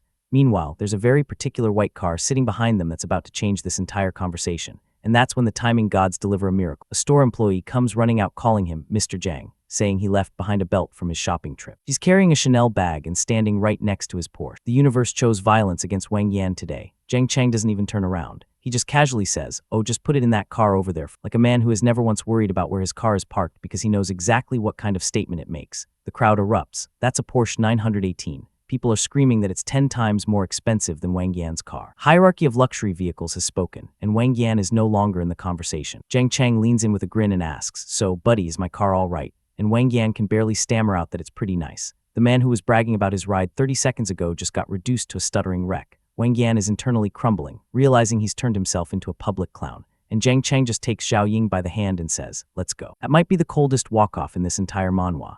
As they walk away together, Zhao Ying starts explaining the situation. Wang Yan is the son of her mom's friend, and she's never had any romantic feelings for him. The fact that she felt the need to clarify this tells you she wants Jiang Chang to know she's available. They settle into a cafe, and Zhao Ying thanks him for today, saying he's still as playful as he was in school. And Jiang Chang is genuinely caught off guard. He's thinking, wait, the school goddess actually noticed me back then. The man who now has women falling into his orbit everywhere can't believe the original crush was aware he existed. Zhao Ying opens up about her past, saying her family was very strict and she never really hung out with classmates. She calls herself a transparent person back then, someone nobody really saw. The backstory is humanizing her in ways the system's stats never could. Jiang Chang immediately shuts that down. He tells her she was far from transparent, that even if she was just breathing, she had the most presence in the entire school. This man's smooth talk stat must be maxed out. She says she never felt that popular since hardly anyone pursued her, and he explains that because everyone felt they weren't good enough, which is probably true, but also a very convenient way to reframe his own past cowardice as collective wisdom. Then she leans in with this look that could melt steel and asks, "Is that so? And what about you?" She's directly asking if he liked her too. The flirting has moved from subtext to barely disguised interrogation, and the tension is suffocating. Jiang Chang dodges by saying he went to school to study, not to date, but Zhao Ying isn't letting him off that easy and immediately asks about Xiao Jia. She did her homework on his past relationships, which means she's been paying way more attention than she lets on. He casually mentions they only really chatted on WeChat and they've already broken up. The speed at which he downplayed that entire relationship was surgical. He's making sure Zhao Ying knows the runway is completely clear. Zhao Ying sighs and says she wishes she could turn back time to reduce school and hang out with everyone. Her friendship value is sitting at 78. She's warming up to him for real, and this isn't the kind of warmth money can buy. This one is earned the old-fashioned way. Jiang Chang is running internal calculations, noting her friendship value is only at 78 and rising painfully slow. He realizes money doesn't move the needle much with someone like Zhao Ying. She's genuinely harder to win over, which ironically makes her more interesting to him. And right on cue, the system drops a limited-time mission. Option 1. Buy Zhao Ying a gift and get 5 shopping rebate cards worth up to 500,000 each. Option 2. Walk away and receive 1 Iron Rooster figurine worth less than $10. The system really knows how to make the right choice obvious. Jiang Chang doesn't hesitate for a single second. The system is basically paying him to take a girl jewelry. Shopping, he's thinking this is less of a mission and more of a cheat code for dating. So he grabs Zhao Ying's hand and walks her right into what appears to be a Cartier store. No warning, no build-up, just a direct escort into 6-figure territory. And Zhao Ying's brain has completely short-circuited. She's internally screaming that Jiang Chang is holding her hand. Not the jewelry, not the store. The hand-holding is what broke her. The priorities tell you everything about where her heart is heading. The sales associate greets them, and Jiang Chang doesn't browse, doesn't compare, just points at the poster display and says, "Show me that one." Shopping with him is like watching someone speedrun a mall. The associate pulls out the Panther collection piece, a necklace set with a sardonyx garnet and 19 brilliant cut diamonds. She's describing it like a museum exhibit, but Jiang Chang is looking at it like it's a keychain he's about to impulse buy. He turns to Zhao Ying and asks, "Do you like it?" And she's genuinely flustered, asking if he's really asking her opinion on a piece of jewelry that probably costs more than her apartment. He reminds her she said she'd like whatever he gave her. She tries to backpedal, saying she was only joking because of the situation earlier, but Jiang Chang hits her with, "I'm not joking, I'm being very serious." The man locked onto that promise and is refusing to let go. Zhao Ying tries to pump the brakes, saying their relationship hasn't reached the gift-giving stage, but Jiang Chang casually says, "This is just a small thing between classmates, no different from a keychain or a sticker." A diamond necklace is a sticker now. The man has lost all sense of normal pricing. And then we get the close-up of Zhao Ying wearing that necklace. The way the gold sits against her skin, the way her hair falls over it, the artist knew exactly what they were doing. She's checking herself in the mirror, and even she can't deny it looks incredible. Jiang Chang tells her it suits her perfectly, then turns to the staff and says, "Wrap it up, along with the watch and everything else." This man just said, "Give me the whole display case." Zhao Ying immediately protests that this is too much, and when the sales associate nervously announces the total comes to 1 million, the room gets very quiet. Everyone is waiting to see if this guy is actually going to follow through. Jiang Chang just looks at the staff and says one word, "Wrap." The associate immediately starts wrapping everything because that level of nonchalance about $1 million purchase is not something you question. The staff are gossiping while wrapping everything up. One says, "$1 million looks like pocket change to this guy." Another says she's jealous because he picks the expensive stuff happily while the girl looks reluctant. Jiang Chang has turned jewelry shopping into a spectator sport. Later that night, Jiang Chang walks Zhao Ying home. He notices the building has no elevator. Zhao Ying explains this apartment is all that's left from her dad's time. Everything else was mortgaged away. A girl with 93 beauty living in a walk-up apartment with mounting family debt. The contrast between her world and Jiang Chang's is staggering. She tells him her mom is upstairs, so there's no need to walk her up. He smoothly accepts and says, "Next time." The way he already assumes there will be a next time is either supreme confidence or manifest destiny in action. And the second Zhao Ying walks through the door carrying luxury shopping bags, her mom immediately assumes the date with Wang Yan went well. Oh, this is about to become a very uncomfortable conversation very quickly. Zhao Ying immediately corrects her. She doesn't like Wang Yan. It wasn't a date with Wang Yan, and these gifts aren't from Wang Yan. 3 denials in one breath. The girl came in hot with the disclaimers because she knew exactly what her mom was thinking. And now the real pressure comes out. Her mom reveals that her father passed away, leaving massive debt. They're constantly on the run from creditors, and the Wang family has offered to clear the debt if Zhao Ying marries Wang Yan. So this isn't just a matchmaking attempt, it's a financial rescue plan disguised as romance. Mom admits she doesn't even like Wang Yan either, but says the two families know each other well enough that she's at ease with the arrangement. She's not selling her daughter out of cruelty, she's doing it out of desperation, and that makes the whole situation infinitely sadder. Zhao Ying fights back, saying she's been looking for a job and she'll figure something out. She starts to bring up something about Wang Yan's past behavior, but the look on her face tells you whatever she knows about him is ugly enough to stop a wedding. Her mom fires back, asking how long it would take working to pay off millions in debt. She even acknowledges Wang Yan isn't a good person, but says he's promised to change. A mother knowingly pushing her daughter toward a bad man because the debt is that crushing. This family needs Jiang Chang's system more than he does. Zhao Ying firmly says she won't be with Wang Yan. Before the argument can continue, her mom suddenly notices something new. Her eyes lock onto something around her daughter's neck, and the interrogation is about to shift targets entirely. Mom spots the Cartier necklace and goes full detective mode. Classmate gave you that. What's your relationship? Did you reject Wang Yan because of this other guy? The cross-examination is brutal and honestly pretty fair because no regular classmate drops that kind of money. Zhao Ying insists they're just ordinary classmates who happen to run into each other and had dinner. The blush on her face is telling a completely different story than her words, and her mom is absolutely not buying it. Her mom pushes harder, saying, no regular classmate casually gives gifts this expensive after one meal. Then she trails off with the implication that maybe they've already done something more. The mom went from zero to worst-case scenario in record time. Zhao Ying scrambles, saying her classmate is extremely wealthy and these things are probably worthless to him. But her mom cuts right through the defense and asks point blank, do you like him? And is it because he's rich? And Zhao Ying snaps. She tells her mother that even if she ends up with him, it will never be for money. Rich or poor, if she likes him regardless. That level of conviction about a guy she still calls a classmate tells you she's already way past the friend zone internally. Her mom fires back with the oldest argument in the book. What's the use of love? Can it fill your stomach? She says she's doing this for Zhao Ying's own good because the family can barely survive. The next day, Jiang Chang is at home grabbing milk from the fridge when his phone rings. It's little Annie calling to say hi. This kid apparently saved his number and is using it with zero hesitation. She gets on the line and explains that tomorrow is Annie's birthday and the little girl wants Jiang Chang there to celebrate. She's apologetic about it, but honestly, when a kid that cute asks you for anything, saying no isn't really an option, and the system immediately turns this into a mission. Option 1, agree to play with Annie and unlock the affectionate eyes skill. Option 2, refuse and receive 2 bad luck cards. The system is literally bribing him to be a good person, which is the most entertaining moral alignment mechanic ever. Jiang Chang agrees without hesitation, saying he'll be there as long as Annie is happy on her birthday. Next day arrives, and little Annie comes sprinting toward him screaming, "Brother Jiang Chang." And Angson is right behind her, looking like she walks straight off a runway in that black outfit. He tells Annie happy birthday and offers to buy her a present, but she has to promise to be a good girl today. Angson immediately tries to stop him from spending anything, reminding Annie that she said just being with Brother Jiang Chang was enough. This woman is trying to protect his wallet while her daughter is actively emptying it with weaponized cuteness. But Annie delivers what might be the most dangerous sentence a child has ever uttered. She says she only wants Jiang Chang's gift because she likes him and then asks, don't you like Jiang Chang too, mommy? This kid just activated a thermonuclear matchmaking device in the middle of a shopping district, and she doesn't stop there. Annie cheerfully reveals that her mom talks about Jiang Chang to grandpa all the time and gets really happy whenever he comes up.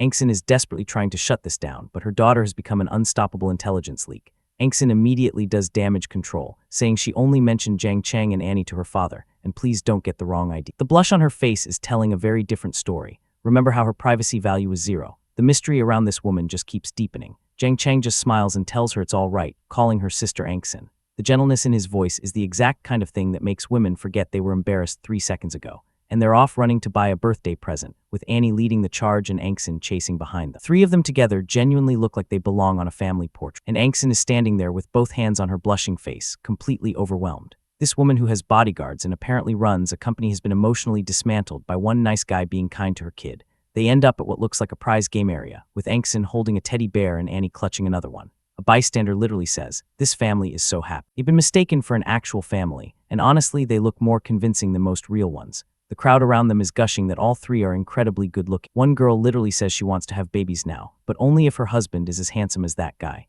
Jiang Chang is accidentally raising birth rate aspirations just by existing in public. As the day wraps up, Angson thanks Jiang Chang for everything, especially the birthday gift. What none of them realize is that someone very important has been watching this entire scene unfold, because Jiang Chang's dad, Jiang Jiaming, is right there in the crowd, and what he sees is his son holding a child, standing next to a gorgeous woman, looking exactly like a young father with his family. The bottom of this man's stomach just dropped to the earth's core. Jiang Jiaming adjusts his glasses and squints harder, as if changing the focus will somehow change what he's looking at. His colleague hasn't noticed anything yet, but this man's entire worldview is currently experiencing server errors, and then his brain starts doing math. That child looks about 4 or 5 years old. If his son was the father, that would mean Jiang Cheng was dating this woman back in middle school. The man is speedrunning into a panic attack based on entirely wrong arithmetic, and now his imagination kicks in, producing a fully rendered fantasy of his teenage son in a romantic scenario. Dad's mind palace is creating content that would get flagged on most platforms, and he did it to himself. But then he snaps out of it and goes into full denial mode. He insists his son only cared about watching cartoons back then and would never have done something like that. The Jiang family upbringing wouldn't allow it. He's clinging to this belief like a life raft in a tsunami of circumstantial evidence. His thoughts spiral even further. Could that woman have seduced his innocent son? Then he admits her clothing and demeanor suggest she's classy. So now he's genuinely confused because none of the scenarios he's imagining actually make logical sense. This internal monologue is peak comedy. His colleague finally notices he's been standing there frozen and asks what he's staring at. Jiang Jiaming is about to either have to explain this or pretend nothing happened, and neither option is great for his blood pressure. But before he can respond, his colleague spots Angsin and calls out to her. The name he uses tells you this isn't some random woman. She's apparently someone this business associate knows personally. Angsin turns around and the colleague addresses her formally, asking if she's having dinner. She casually says she came here with her daughter. The colleague is treating her with obvious respect, which means she's not just wealthy, she's connected. Jiang Cheng turns around with a look of genuine surprise. The fact that his dad is standing right there at the same place on the same night is the kind of coincidence that only happens in manhwa and extremely poorly planned family outings. Father and son lock eyes. Jiang Cheng asks what his dad is doing here, and his dad says he was discussing a project. The tension of being caught playing family with a beautiful woman and her child in front of your own. Father, Jiang Cheng casually explains he was just playing with them. Dad looks even more confused because playing with a beautiful woman and her kid is exactly the kind of understatement that raises more questions than it answers. And then Angsin steps forward and introduces herself to his father with perfect composure. She says she's heard Jiang Cheng mention him often and promises to bring Annie to visit sometime. She's calling herself by first name, addressing him as uncle, and already scheduling family visits. The dad's brain is shutting down in real time. Jiang Jiaming's mind is reeling. His son talks about him to this woman. She wants to visit their home. Every piece of information is confirming his worst theory while simultaneously making zero actual sense. His colleague beside him is equally stunned. And now Jiang Jiaming has entered full protective father mode. He's internally declaring that if this is what he thinks it is, he will do everything in his power to prevent this woman from getting closer to his son. The man is preparing for war against a relationship that doesn't even technically exist yet. But then his colleague grabs his arm and says, "Mr. Jiang, since you know CEO Angsin, this project is definitely yours now." Wait, CEO Angsin. Angsin isn't just some random single mother. She's a CEO. The business colleague is now using her connection to Jiang Cheng as leverage for deals. The plot just thickened by about 17 layers. Jiang Jiaming stands there, glasses gleaming in the night, wondering who exactly that woman is and whether his son is really involved with her. He came here to discuss a project and left with an existential crisis. Something tells me the Jiang family dinner table is about to become a war zone. See you in the next episode.